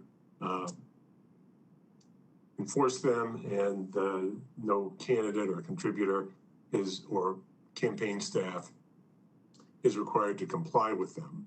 There is one provision that was raised in the complaint that was not at issue as a matter of injunctive relief that is still outstanding in the complaint, and would be one of the issues that would go to trial in April if the council were not to act tonight. Okay, if I could follow up. So, Mr. Erskine, the point with the fact that those elements were enjoined shows that that the judge felt there was a probability that these sections were in fact unconstitutional, and therefore the judge declared them to be enjoined. Is that correct? I think that's fundamentally correct. Okay, and then you had just mentioned that the trial itself is scheduled for April. Is that correct? Yes. Okay, so we're just a few weeks away now from when ballots will drop. I think that the candidates have had to learn this new campaign law, had to learn that parts of it were unconstitutional and had to change based on those parts being probably unconstitutional. I think making a change now may be counterproductive in that the campaigns are in full gear and everybody is working under the existing ordinance. So I think the best course of action would be to let the election go through, and then, or at least with regards to this ordinance, to let the election go through and then readdress this following the election. That will have no impact to the current cadre of candidates, and it'll allow the whole system to be better managed at our next and the following council.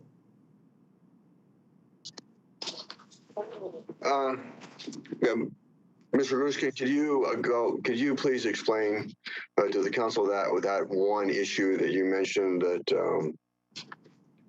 I think was not initially raised in the complaint? Yes, Mayor. The issue that was raised in the complaint but not in the motion for preliminary injunction was the question of whether or not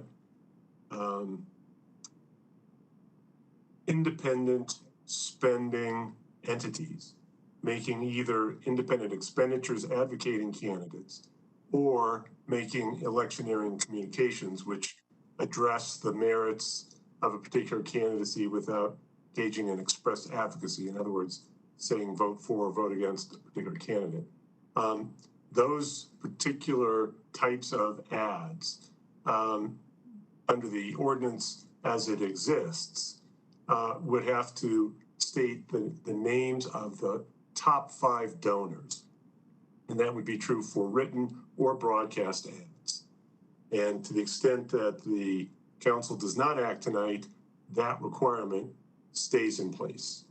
Under the amendments proposed, that particular requirement would be basically withdrawn in place of some expedited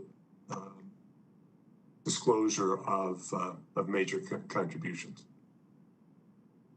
I hope that was responsive, Mayor. Okay, thank you. Further, and so I certainly support the agreement, and I wonder if I think this is really an important issue to discuss, and I wonder if it might be better. Let me, Councilmember Mercano, I think, is the sponsor. Councilmember Mercano, and let me go to the city attorney. If Councilmember Mercano was willing to, could he defer this until the next regular meeting to give members a better chance to look at this?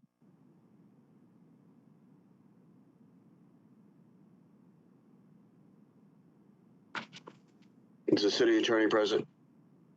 Sorry, I think we were. I'm sorry.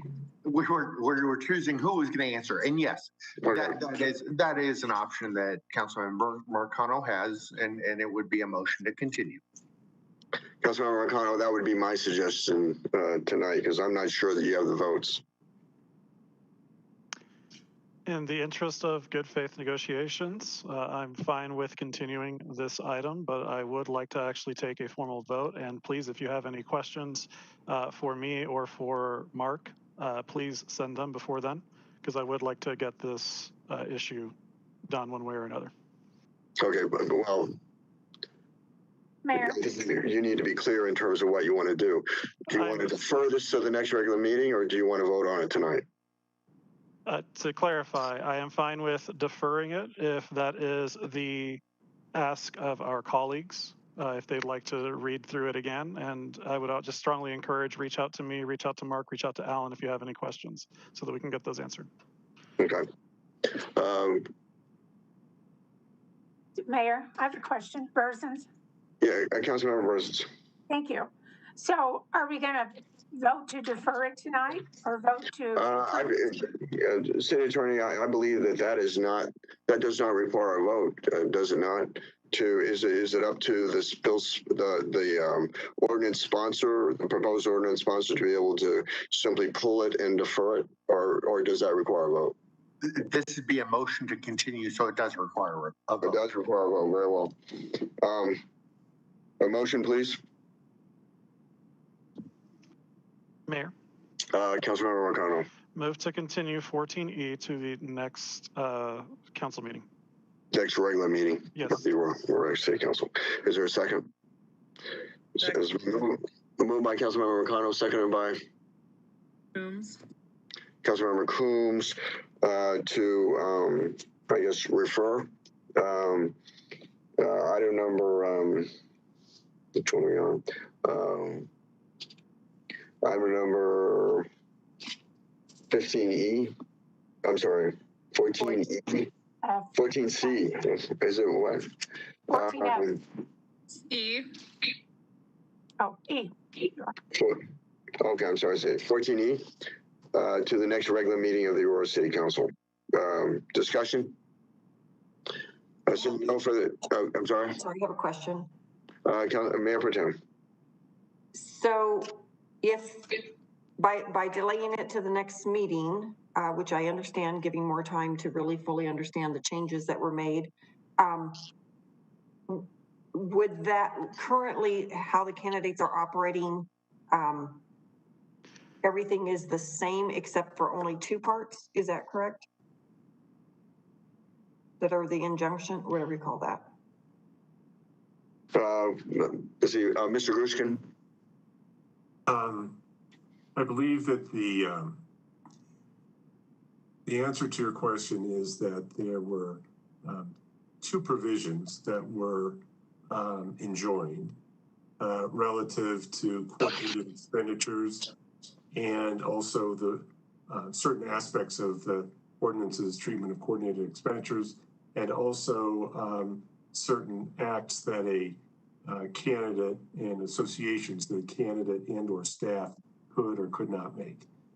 So those are currently not in place, not restricting candidates, of no effect for this at this time. And those provisions, as enjoined under the proposed amendments, would be repealed.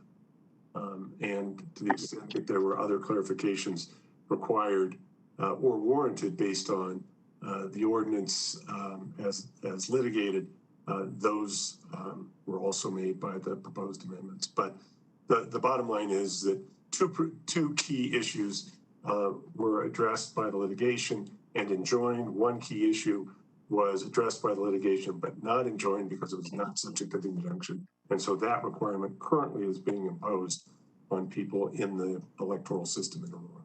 Okay, thank you. Would the clerk now please read the title to item number 14F? I'm sorry. Oh, I'm sorry. We have to call the roll. I'm sorry. Clerk, please, is there any further discussion on item number 14E? Mayor, I do have a quick question. Councilmember O'Connell.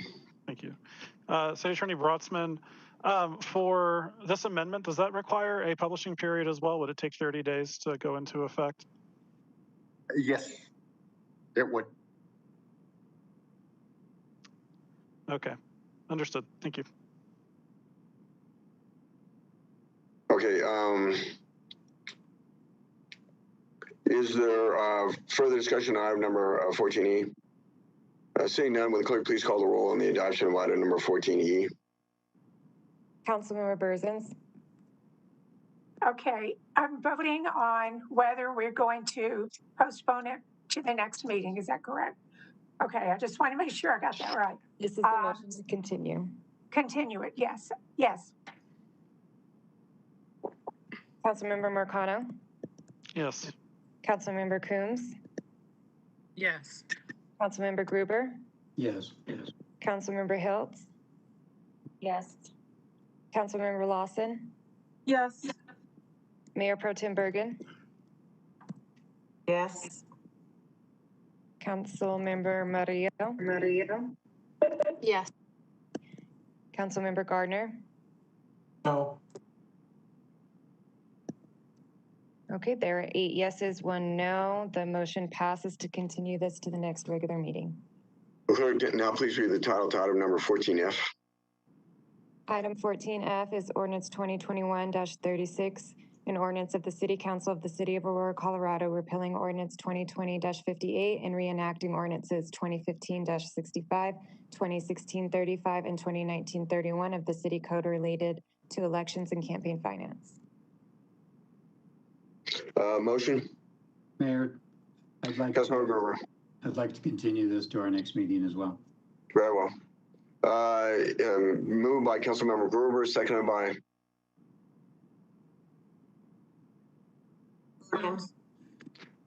Mayor Pro Tem Bergen to continue item number 14F to the next regular meeting of the Aurora City Council. Discussion. Seeing no further discussion, will the clerk please call the roll on the adoption of item number 14F? Councilmember Lawson. No. Councilmember Marcano. No. Councilmember Berzins. Yes. Mayor Pro Tem Bergen. Yes, I was just going to say it's only fair that we do, if we're going to continue one, we should continue both, or it's kind of disingenuous. Councilmember Hiltz. No, I had no intention of voting for this tonight, and I had, so not moving it forward. Councilmember Coombs. No. Councilmember Gardner. No. Councilmember Murillo. No. And Councilmember Gruber. Yes. And I'm sorry, Mayor Kaufman, I believe that you can vote on this. Is that correct? Yes. Mayor votes yes. Okay, there's 4 yeses, 6 nos. The motion does not pass to continue this item. Very well. Motion on item number 14F. Mayor, move to approve 14F. It's moved by Councilmember Gruber, seconded by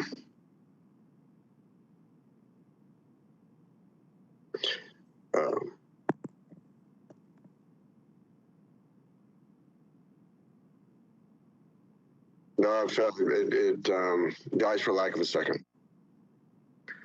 Will the clerk now please read the title to item number 15A?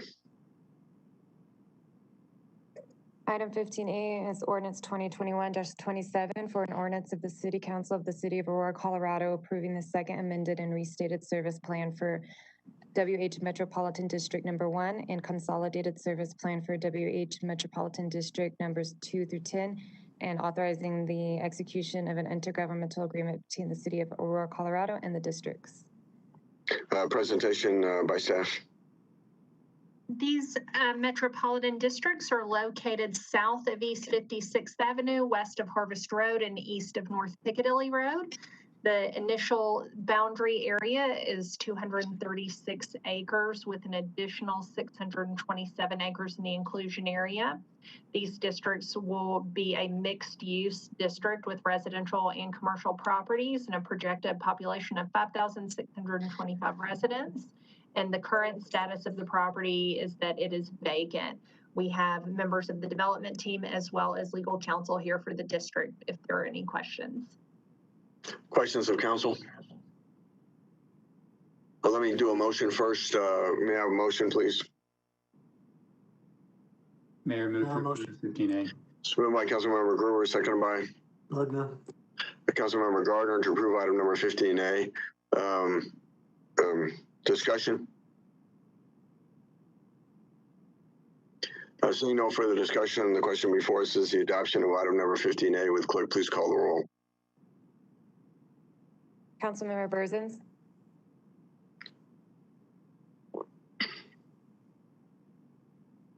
Councilmember Berzins? Yes. Councilmember Gruber? Yes. Councilmember Coombs? Yes. Mayor Pro Tem Bergen? Yes.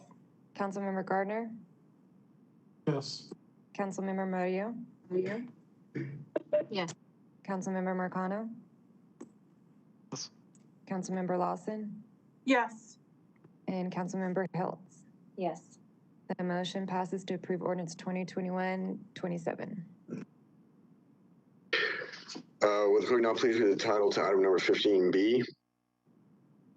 Item 15B is ordinance 2021-30 for an ordinance of the City Council of the City of Aurora, Colorado, amending section 5431 of the City Code pertaining to electors eligible to hold municipal office. A motion? I'm sorry, presentation by staff. Good evening, Mayor and members of City Council. Item 15B is amending a portion of our city code to align with the Colorado Constitution for the requirements of registered electors who are eligible to hold municipal office. We were recently challenged by a current registered elector who doesn't meet the current requirements. And I have outside counsel Gerald Dahl on the line, who's representing the city in that litigation and is also available for any questions. Let me ask you a question, and that is, if the person isn't running, is not a candidate for the Aurora City Council in this November's election, do they have standing to go forward with this lawsuit? So as I understand, petitions must be turned in tomorrow by 5 p.m. I believe that petitions have been picked up. And in terms of standing to sue, I'll defer to our outside counsel, Jerry Dahl. Thanks, Mayor, members of council. You can hear me, I assume? Yes. Excellent. Rachel was correct in both respects, the description of this ordinance and I can add a few points to that description, but let me go ahead and just answer the question on standing. We'll have to wait and see if this individual is affirmed as a candidate with respect to the petition, whether or not it's complete or not. And I would say that we'd want to analyze, frankly, and give the council some advice in executive session, whether even irrespective of that, any registered elector may still bring that kind of claim. And I wouldn't want to speculate in a public meeting without having thought about it some more and spoken with our litigator, whether that is the case. But we won't really know all the facts until after the closing period for nomination petitions. After that point, we'll be able to see what the then applicable fact pattern is with respect to who's running and who isn't. And we'll certainly be prepared to give and will our legal advice to the council in executive session, and you can then choose to share that if you wish. So we need to defer that question until the close of the nomination period. Okay. Motion?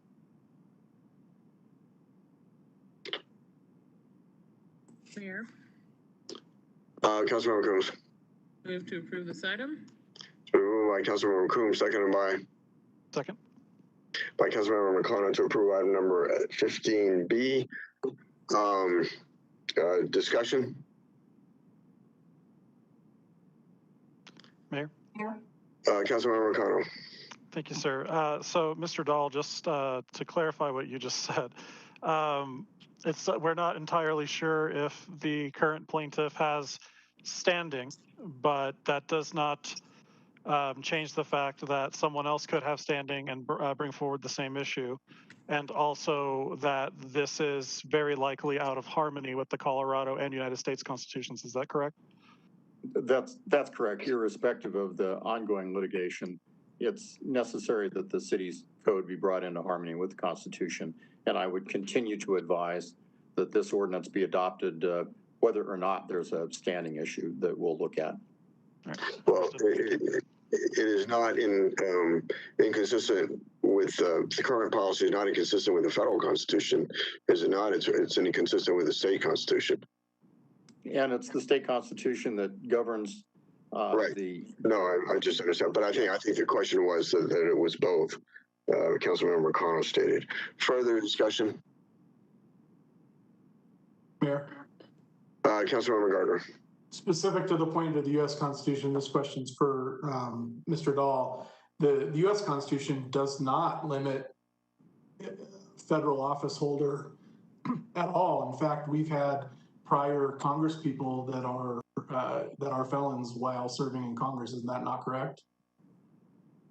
I don't know. I don't have that political history available to me. Oh, we have. So yeah. But to answer the first part, the U.S. Constitution does not address a felony restriction at all, correct? That's correct. Okay. But of course, it's the Colorado Constitution that dictates the scope and power not only of the legislature, but of municipalities with respect to the basic rights that the Constitution grants. And that, of course, as the council has heard me say before, is the basis for my recommendation this ordinance be adopted, despite the fact that the city has home rule power, which I really respect, but in this particular case, it defers to the state constitution. Thank you. Yep. Further discussion on item number 15B. Mayor Dave Gruber. Councilmember Gruber. I just wanted to point out that we did make a good faith effort to modify the charter. As we discussed earlier, the charter could be modified either by the voters or by a judge. What we're talking about now is modifying our codes, which are based on the charter, so that the codes of the city, the electoral code, will be in violation of our city charter. If there is no one withstanding at this time, if there is no one who's running for election, and our next election is not for 2 years, that would give us time next year to put a question on the ballot to the voters, asking them to change the charter to be in compliance with the Constitution. So I just wanted to make that point that if we don't have to violate the charter tonight because of the fact that we can ask the voters to make that change, and then we can change this code. Further discussion? Mayor? Councilmember Combs. So can I confirm with Mr. Dahl that we do not at this time know if that standing question is answered? No, thank you. No, we do not. In order to give the best advice, I would want to wait until the nomination period is concluded and we observe what persons are actually confirmed as nominees. And beyond that, I would want to review whether or not, despite the presence or absence of a nominee who's a challenger in the case, whether or not there's other standing that would apply merely as a result of being a registered elector, something I'm happy to look at and advise the council, but I would want to make that advice confidential. Mayor? Mayor Protem. Can I make a motion to continue this until after the nominations are closed so that we do know if we can, sure, so that we're not in violation of the charter if need be? So I believe that, so the motion would be to continue item number 15B to the next regular meeting of the Aurora City Council. I'll second that. Okay, it's been moved by Mayor Pro Tem Bergen, seconded by Councilmember Gruber to continue item number 15B to the next regular meeting of the Aurora City Council. Further discussion? Mayor. Councilmember Marcano. Thank you, sir. I do have a question for the city attorney. Would repealing a section of code that is effectively duplicated in our city charter constitute a charter violation, or is it simply modifying code? Well, if I can answer that, and Rachel may well want to supplement, this particular code change brings the code into conformance with the Colorado Constitution. And as you've heard me say consistently, and I will say again, that the fact that it is different than the charter and the fact that the charter hasn't yet also been changed does not mean that this code change, if you make it, is somehow in violation of the charter. Because the higher law here is, of course, the Colorado Constitution, and I would urge and support the council adopting this ordinance irrespective of the timing of a charter change and irrespective of the timing of the closure of nominations and whether or not you had a candidate that was also a plaintiff. Understood. Thank you. Further discussion? Yeah, Mayor Dave Gruber. Councilmember Gruber. The question that was asked. The question that was asked was that will this code change be in conflict with what we have in our charter? Granted, the fact that the charter is not in compliance with the Constitution, but will this code change make our code non-compliant with our city charter? Well, and certainly I won't pretend to say that if the code says that here's the list of disqualifications and the charter says something different, I'm a grown-up and I recognize that means that two things are stated differently. But I will say this, that if I would say that the fact that they're stated differently, one of them is stated in conformance with the Colorado Constitution, in this case, the code if you make the change, and the charter provision is not in conformance with the Constitution. As I've said consistently, I would be very comfortable defending a claim against the city for violating the charter because the code got amended, where the reason you amended the code was to comply with the state constitution.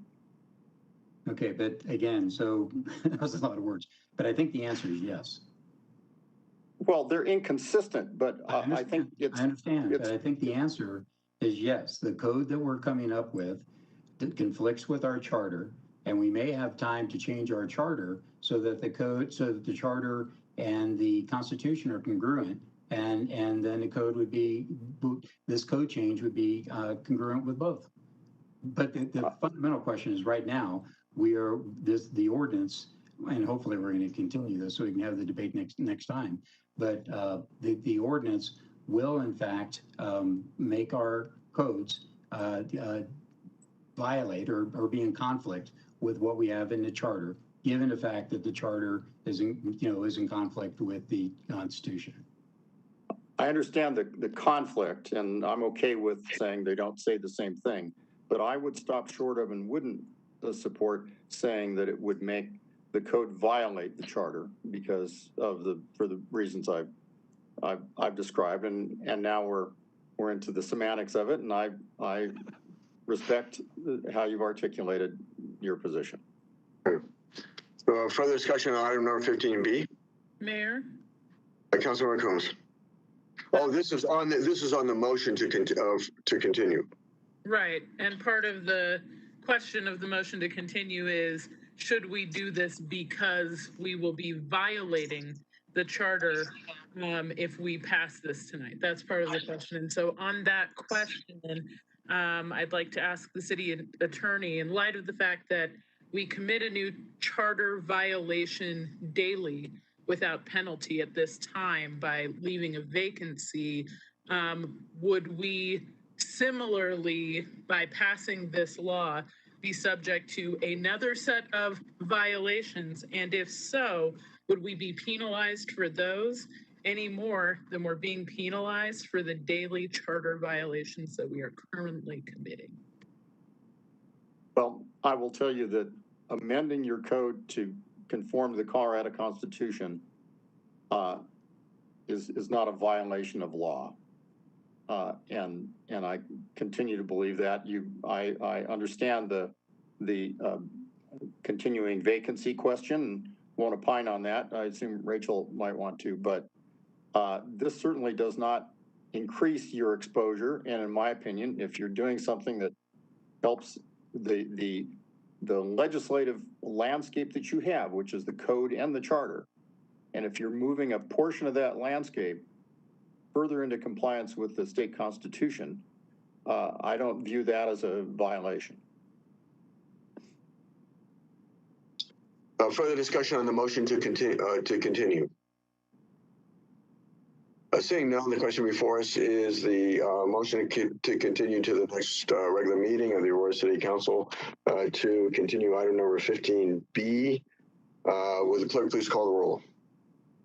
Mayor Kaufman, yes. Councilmember Lawson, No. Councilmember Gardner, No. Councilmember Berzins, Yes. Mayor Pro Tem Bergen, Yes. Councilmember Gruber, Yes. Councilmember Coombs, No. Councilmember Hiltz, No. Councilmember Marcano, No. Councilmember Murillo,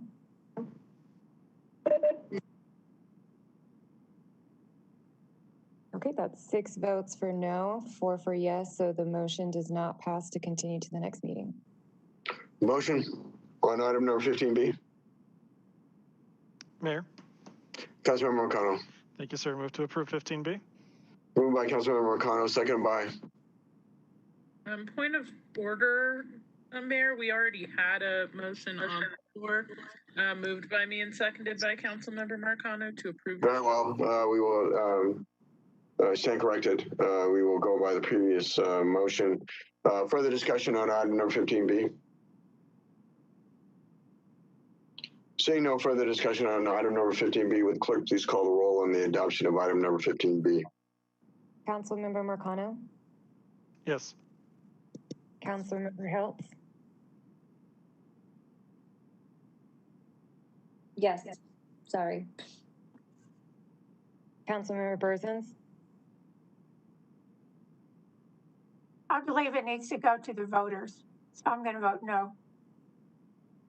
Mayor Pro Tem Bergen, I was going to vote no because I was hoping that it could go to the voters, but it's not going to be able to. And apparently we're in violation of the state constitution and not going to be in violation of our charter. So I'm a yes. Councilmember Lawson, Yes. Councilmember Murillo, Yes. Councilmember Gruber, No. Councilmember Coombs, Ordinances typically are voted on by council, and yes. Councilmember Gardner. Yes. Okay, the vote is 7 yeses, 2 noes. The motion passes to approve ordinance 2021-30. Mayor? I'm sorry, who? Bergen. Mayor Pro Tem. Yeah, I don't need my colleagues to be rude. I used the wrong word. Excuse me. Okay, very well. Would the clerk now please read the title to item number 17A? Item 17A is Resolution 2021-96, a resolution of the City Council of the City of Aurora, Colorado, finding a petition for annexation of a certain parcel of land located in the southeast quarter of Section 17, Township 3 South, Range 64 west of the 6th Principal Meridian, County of Adams, State of Colorado, to be in substantial compliance with Section 31-12-1071 CRS and giving notice of a public hearing on the proposed annexation, 157.847 acres. Presentation by staff. Good evening, Mr. Mayor, members of City Council. Items 17A through C are related, but I will do a brief presentation for each item individually for the record. The item before you is a resolution finding a petition for annexation to be in substantial compliance for a parcel located within Transport Colorado development. Parcel 1 is approximately 158 acres located generally northeast of 48th Avenue and Bowden Road. The proposed resolution finds that the proposed annexation meets substantial compliance with state statute and provides notice of a public hearing on the proposed annexation. The parcel falls within the city's annexation boundary and meets contiguity requirements. It's anticipated this parcel will be incorporated into the existing Transport Colorado Industrial Master Plan. The initial zoning ordinances will be presented to City Council concurrently with the annexation ordinance and will follow the city's comprehensive plan. These will be zoned I-2 Industrial District. The annexation process follows state law, and this annexation will be considered over 3 council meetings. Step 1 is that in that process, before you this evening, City Council considers approval of a resolution making a finding that the petition is in substantial compliance with statutory requirements and sets the public hearing date. The resolution will set the public hearing for October 11th, 2021. Thank you. A motion on item number 17A.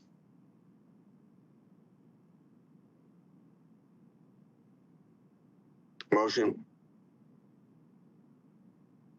Mayor, Councilmember Hiltz. Councilmember Hiltz. Move to approve 17A. Moved by Councilmember Hiltz, seconded by Bergen. Mayor Pro Tem Bergen to approve item number 17A. Discussion? Will the clerk please call the roll on the adoption of item number 17A? Councilmember Gruber, Yes. Councilmember Hiltz, Yes. Councilmember Gardner, Yes. Mayor Pro Tem Bergen, Yes. Councilmember Marcano, Yes. Councilmember Berzins, Yes. Councilmember Murillo, Councilmember Lawson, Yes. Councilmember Coombs. Yes. The motion passes to approve resolution 2021-96.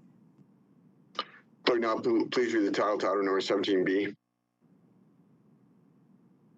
17B is resolution 2021-97, a resolution of the City Council of the City of Aurora, Colorado, finding a petition for annexation of a certain parcel of land located in the east half of Section 20 and in the east half of Section 29, Township 3 South, Range 64 west of the 6th Principal Meridian, County of Adams, State of Colorado, to be in substantial compliance with Section 3112.071 CRS and giving notice of a public hearing on the proposed annexation. We've already had staff presentation, so motion on item number 17B. Mayor. Councilmember Marcano. Thank you. Move to approve 17B. Moved by Councilmember Marcano, seconded by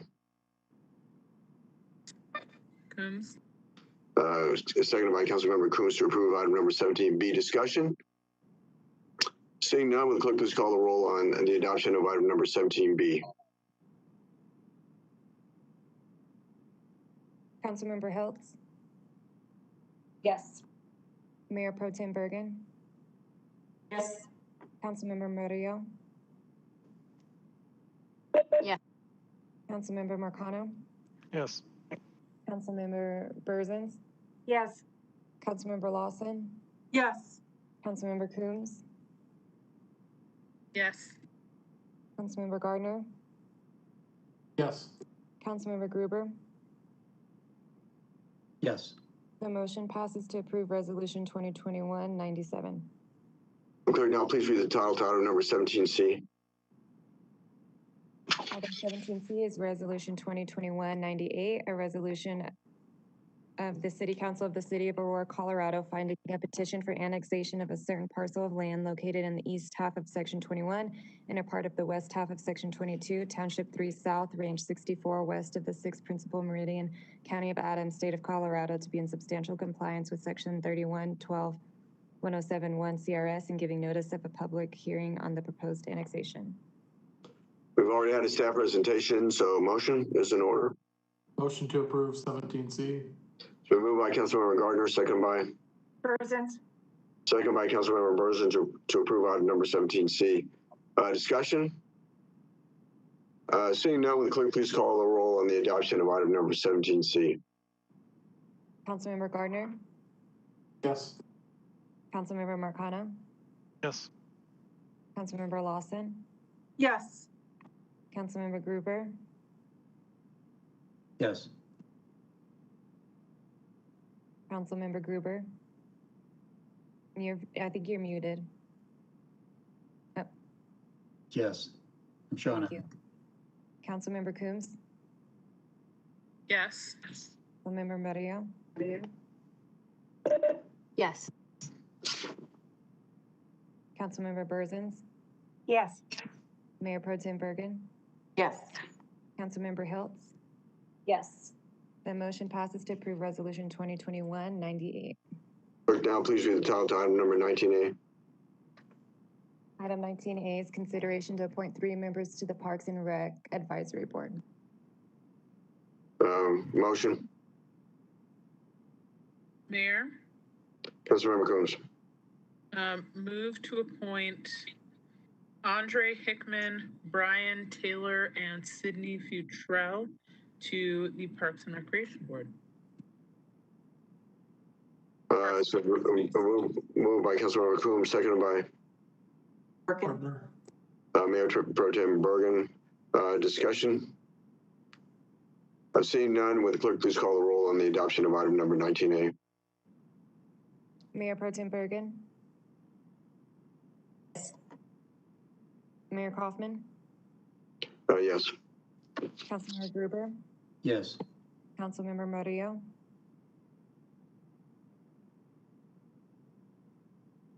Councilmember Murillo. Councilmember Marcano. Yes. Councilmember Lawson. Yes. Councilmember Gardner. Yes. Councilmember Coombs. Yes. Councilmember Burzins. Yes. Councilmember Hiltz. Yes. And Councilmember Murillo, her mic is acting up right now, but she is a yes vote for this. So the motion passes to approve Hickman, Taylor, and Futrell to the Parks and Rec Advisory Board. Clerk, now please read the title to item number 19B. Item 19B is consideration to appoint 1 member to the Immigrant and Refugee Commission. The motion. Mayor. Councilmember McConnell. Thank you, sir. Move to appoint Salvador Casun to the Immigrant and Refugee Commission. Moved by Councilmember McConnell, seconded by Coombs. Seconded by Councilmember Coombs. Discussion. Seeing none, will the clerk please call the roll on the adoption of item number 19B? Mayor Kaufman. Yes. Councilmember Lawson. Yes. Councilmember Marcano. Yes. Councilmember Burzins. Yes. Councilmember Gruber. Yes. Councilmember Murillo. Yes. Councilmember Gardner. Yes. Mayor Pro Tem Bergen. Yes. Councilmember Hiltz. Yes. And Councilmember Coombs. Yes. The motion passes to appoint Salvador to the Immigrant and Refugee Commission. Reports, Mayor has no report. Reports by Councilmember Lawson.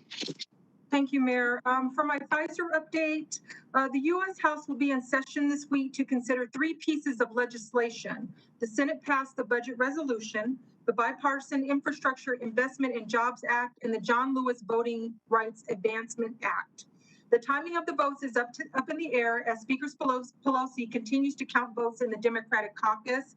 The vote could come early as this evening or Tuesday morning. For Reimagine RTD, I have a full report, but I'm just going to give a couple highlights. The Reimagine RTD initiative discussion of future transit services as in scenarios and preliminary evaluation of strategies and modeling analysis tool will be in October 2021. Fleet electrification analysis and implementation plan will also be discussed October 2021. Future financial outlook. Preliminary results will be reviewed in the fall of 2021. The next committee meetings, rebuilding the service subgroup at the technical group is on August 24th. The technical working group meeting is on October 6th. And the advisory committee, which is the committee I sit on, is October 7th.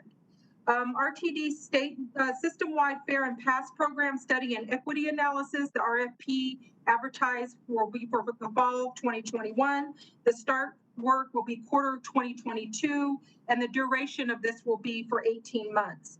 The RTD board district reconfiguration 2020 census board committee formed, and work will start this fall and to start those discussions. And that's all I have right now for a report. Councilmember Gruber. Thank you, Mayor. I want to talk a little bit to the families and friends of veterans and government civilians that have worked in Afghanistan. As a result of what's going on over the last few days, many of the people that served, many of the people that lost family members, many of the people that were hurt are feeling alienated. They're feeling depressed. Please keep in contact with your family members. Please keep in contact with your friends as the veterans and as the government civilians work through this. This has been very hard on them, and they could use a friend, and keep them in your prayers as well. Thank you. Councilmember Hills. Thank you, Councilmember Gruber, for that reminder. And I have no additional report, but thank you. Councilmember Gardner. No report. Councilmember Murillo. Thanks, Mayor. Can you all hear me? Yes. Okay, sorry, I was having some mic issues. Just wanted to remind folks that we are planning on having our Ward 1 Town Hall in person. So far seems to be a safe decision. You know, please call ahead of time just in case things change.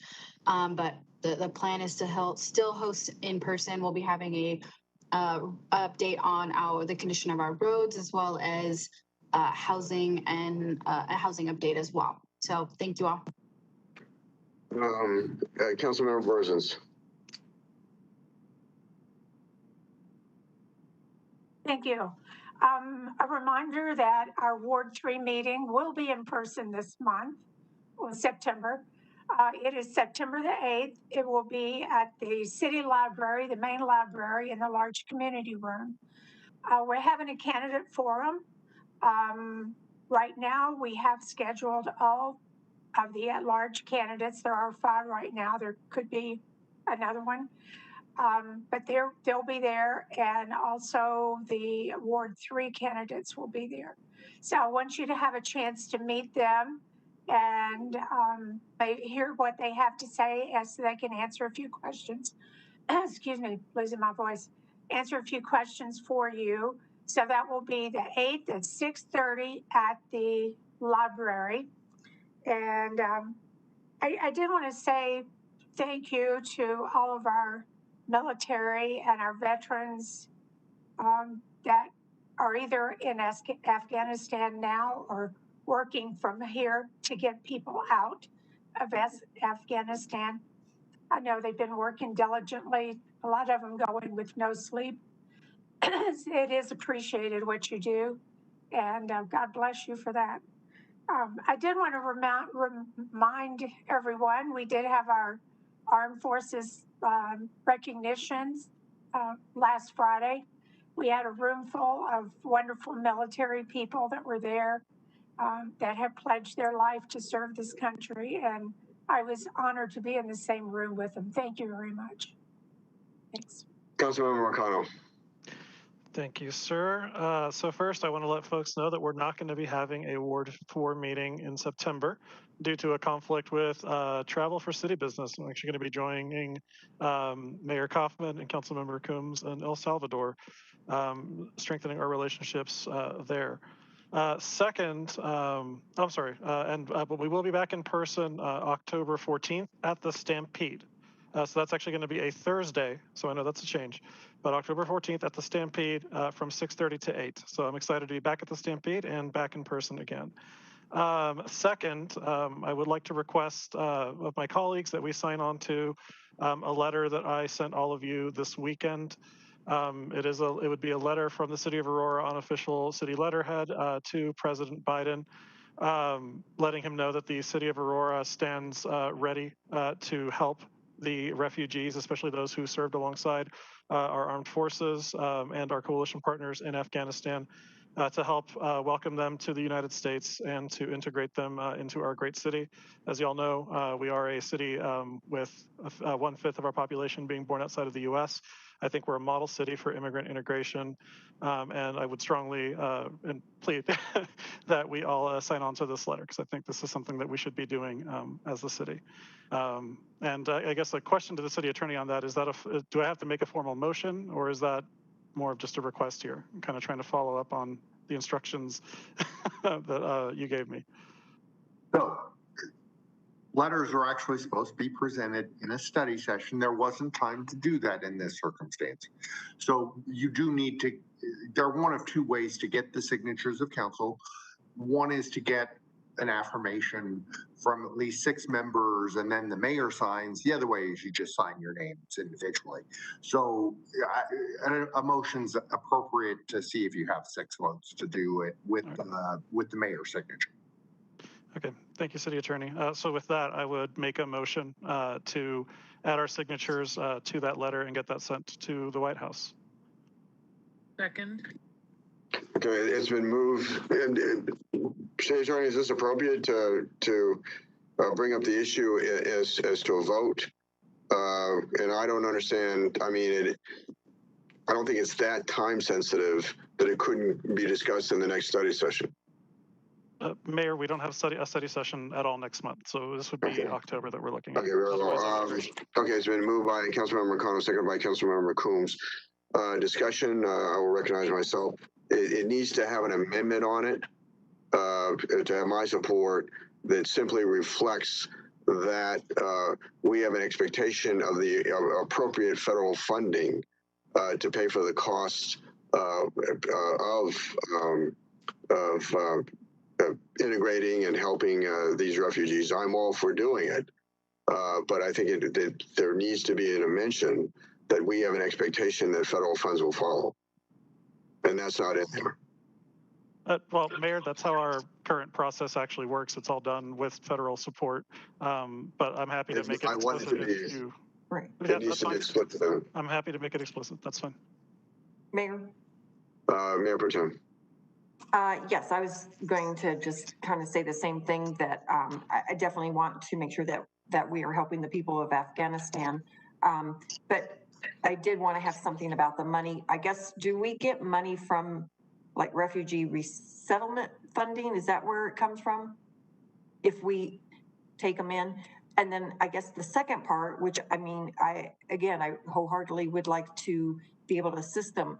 Where are we going to put them? Because we keep talking about a housing shortage. So is that something addressed in that? So I'll let Ricardo Gambetta, if he's available, speak to how the program works. This is, like I said, this is all kind of independent of the city, but I want us to just be sending the message that we are supportive of these efforts. So Ricardo, if you're on. Yeah, thank you so much. Good evening, everyone. I just want to remember everyone that actually the National Refugee Program is run by the federal government, working with 9 different refugee agencies all over the country. In the area of Denver and Aurora, we have 3 local refugee agencies who actually are the ones responsible for working with refugees once they arrive to the country. But something that I want to mention tonight to clarify is we don't know how many refugees from Afghanistan will come to the United States and how many actually will arrive to Colorado. So this is very early, but I think it's very important to show our support to our local refugee community who actually have families and friends in Afghanistan right now. Mayor? Mayor Pro Tem. Yeah, I understand, you know, that we have those agencies and we get the funding from the federal government. My concern is they're already being displaced in horrific situations. If we said we're going to take them in Aurora and then we had no housing, isn't that equally bad? I mean, where would we house them? Or is that something that the federal government takes into consideration, or those agencies maybe take into consideration before they accept them? Right. There is a system, there is a process in place run by the federal government, working along 9 different refugee agencies all over the country. So I understand, based in conversations with the federal government and also representatives from these agencies, that our local refugee agencies and nonprofits are on standby, ready to assist in case we need. And actually, keep in mind, we have more than 19,000 cities and towns in America, and we are just one of many, and we don't know exactly how many refugees from Afghanistan will arrive to the States, or when, or how many will arrive to Colorado. Okay. Further discussion. Mayor. Councilmember Gruber, then Councilmember Bursons. So I'm struck, Ricardo, all right.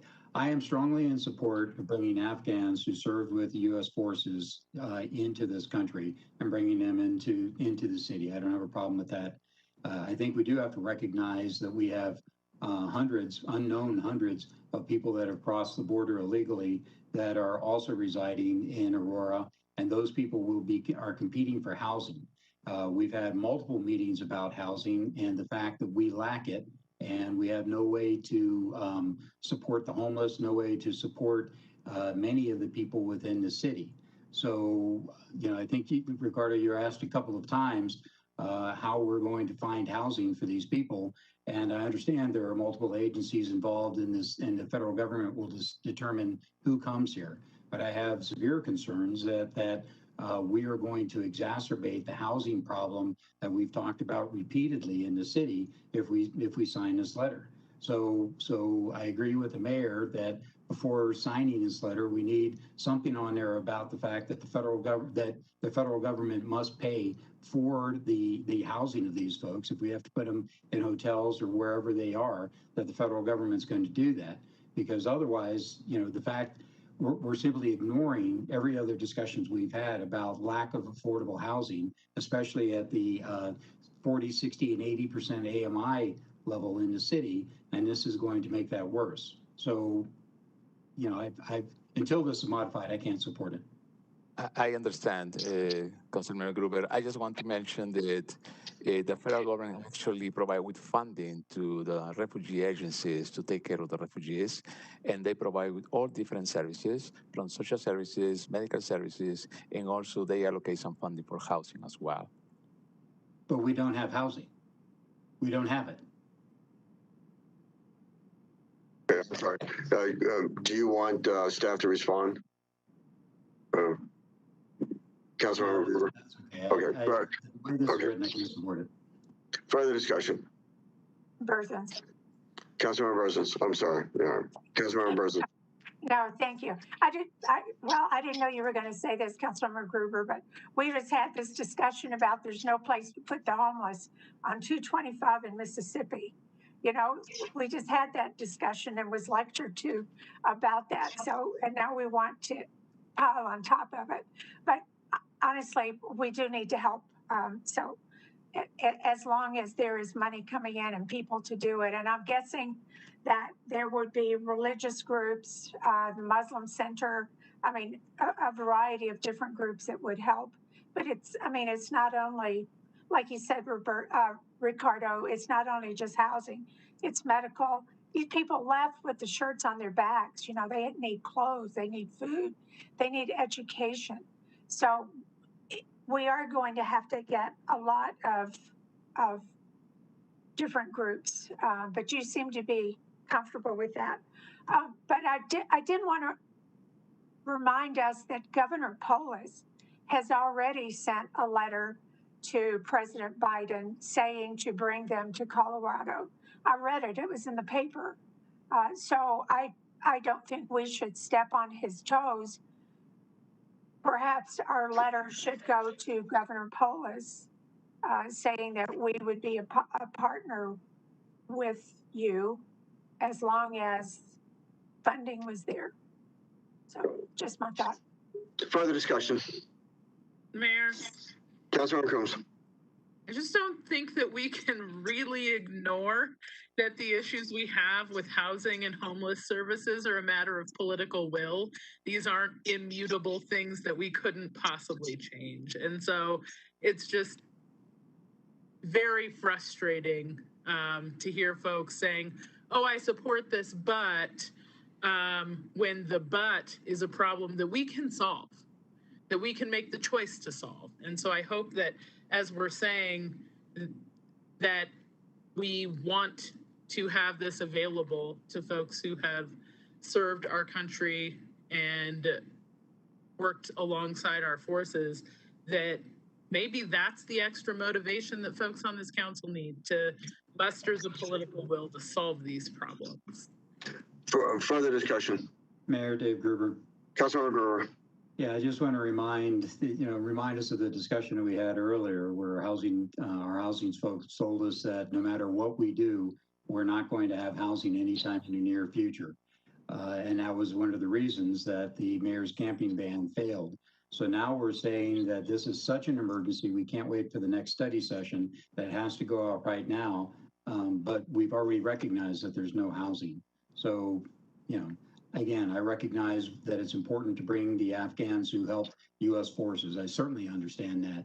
I'm just saying that inviting them in without having a place for them to go is a show. It's theater. It won't mean anything because if they call up and say, here's 500 people, they're on their way, we don't have anywhere to put them. And without thinking that out, it's one thing to put out a statement saying, here's what we want to do when we know that there's no way that we can achieve that objective. As a matter of fact, that's why we're in the problem right now, is that they did the withdrawal and they didn't have a plan. So now we're doing the same thing. We don't have a plan, but send us a whole bunch of people and we'll figure it out. I just don't think that's the way that the people of Aurora want us to act. Further discussion. Mayor. Councilmember McConnell. Thank you. I feel the need to clarify when we're talking about housing and homelessness that those two things are very interconnected when we're talking about our own domestic population. But these are a group of folks who are actually going to have support from the day that they get here from the federal government. And I think that, frankly, this should be a lesson to all of our Congress folks and senators that if they had the political will at the federal level, they could solve the homeless crisis in the United States for about $25 billion. Distributed throughout the country. And also I wanted to state that we don't have a housing shortage, we have an affordability problem in this country. There are, I think for the St. Louis Fed, we have 29 empty homes for every unhoused person in this country. Are you kidding me? It's not a matter of supply, it's a matter of price and ownership and a lack of, again, will to actually utilize what we have. So yeah, comparing the unhoused population to accepting immigrants and actually getting them helped out when they sacrifice a tremendous amount to begin with to be even eligible for this, it's apples to orangutans. It doesn't make sense. Further discussion. If we could talk, I realize that my socialist colleague would prefer to take property rights away from people and grant them to the government so then the government can redistribute it. But that's not the world we live in right now. Aurora right now does not have affordable housing for the immigrants that would be coming in from Afghanistan. Further discussion. Mayor. Councilmember McConnell. Thank you. I would just to the letter. Yes, to the letter, but I also want to respond here because someone put words in my mouth. What I want to do, and I've been very clear, is build social housing because it's a model that works very well. It's worked in Vienna, Austria for over 100 years. I think we're worthy of emulating successful ideas. I think our community is worth it. Thank you. Further discussion to the letter. Mayor, I'm afraid to raise. Councilmember Murillo. Okay. I don't know. I've done it a couple times and then there's back and forth. So I don't know. I just wanted to clarify that we do have a plan around housing. It's just a matter of funding it. And it's a matter of putting resources towards being able to come up with creative solutions. For example, we have a large tranche of federal dollars that we could use towards creating different housing options for folks at different price points. So we do have a plan. We just got to be able to invest. City Council has to invest in it. Further discussion. Mayor. Councilmember Gardner.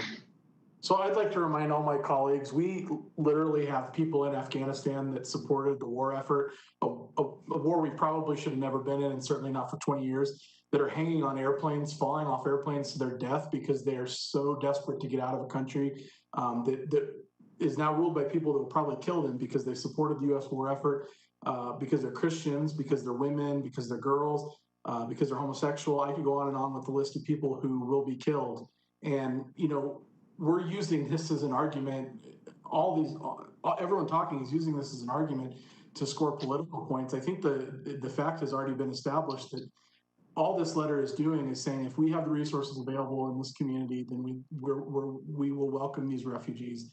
And if the resources don't exist, then we won't. And I'm not sure why this conversation is taking 30 minutes or frankly, what is so controversial about saying that we're willing to, with federal funding available, we're willing to accept those who helped the war effort in Afghanistan and those that will most likely be killed once U.S. soldiers are no longer there.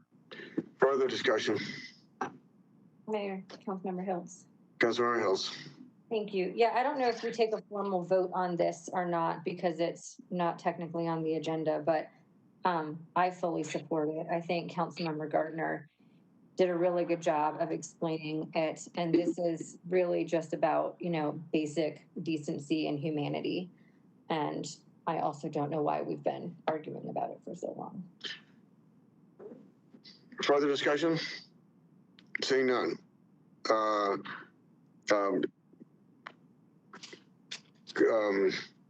Could all those who oppose identify themselves to the letter? I oppose until we see the changes.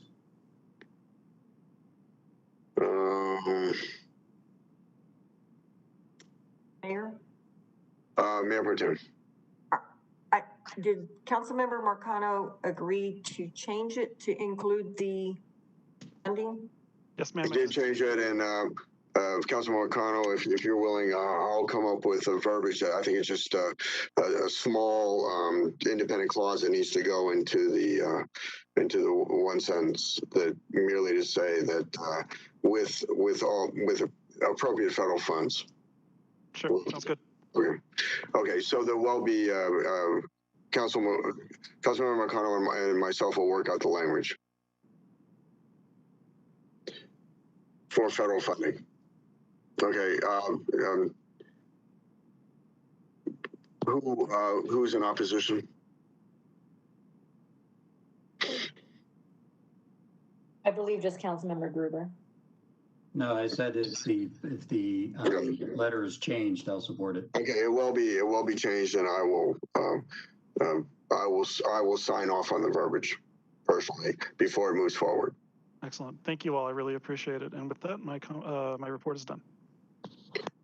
Councilmember Coombs. Thank you, Mayor. We will have our Ward 5 council meeting on September 1st. It will also be a town hall, but for at-large candidates only, which will be held at Heather Gardens at 6 p.m. My reports from boards, the Cherry Creek Basin Water Quality Authority elected officers and approved the audit for the last year. Visit Aurora appointed 3 new members, and we have a board workshop coming up in September. And in Dr. we talked about the CDOT greenhouse gas rulemaking, which is currently open for public comment. So if you have an interest in the rules that CDOT is making that will certainly impact our community in terms of making sure our transportation projects and those projects that are funded are ones that are going to help the city meet our greenhouse, or the state meet our greenhouse gas targets, then you should go to the CDOT website between now and October 15th to provide public comment on that issue. And as a matter of personal privilege, I just wanted to acknowledge and honor the life of my friend and constituent, Kelsey Fritz, who sadly died last week as a result of lack of health care. She was 33 years old, and she was a member of our community who was always there for other people, always present whenever people asked for her to be present, and who showed up for this community in great and small ways. And so I just wanted to take the time to honor her life and hope that we all continue to honor her life and legacy by making sure that nobody else has to die the way that she did. So thank you for that. And with that, I conclude my report. Mayor Pro Tem Bergen. Thank you, Mayor. I also want to extend my gratitude to our military that are being heroes in Afghanistan in light of this catastrophe that has happened on our really just embarrassing to our nation. And I pray for the Afghan people and for our military. I also attended the Armed Forces Luncheon. Always appreciate having that opportunity to say thank you and to see who is awarded the honors. E470 report, we reviewed our finances, operations. We also had intern presentations, which was really fun because there were 3 interns that did really creative presentations to the board. And then for Mile High Flood District, we had resolutions on flood improvements. One of them, which affects City of Aurora, is the Cherry Creek at Arapahoe Road, and that was just really to stabilize the creek. I did learn a new word, fluvial versus pluvial. Pluvial is surface or like flash flood, and fluvial is when the river or stream rises. Thank you. Okay, with that, public invited to be heard. There's nobody on the line, Mayor. Thank you, everybody. Meeting adjourned. Night, y'all.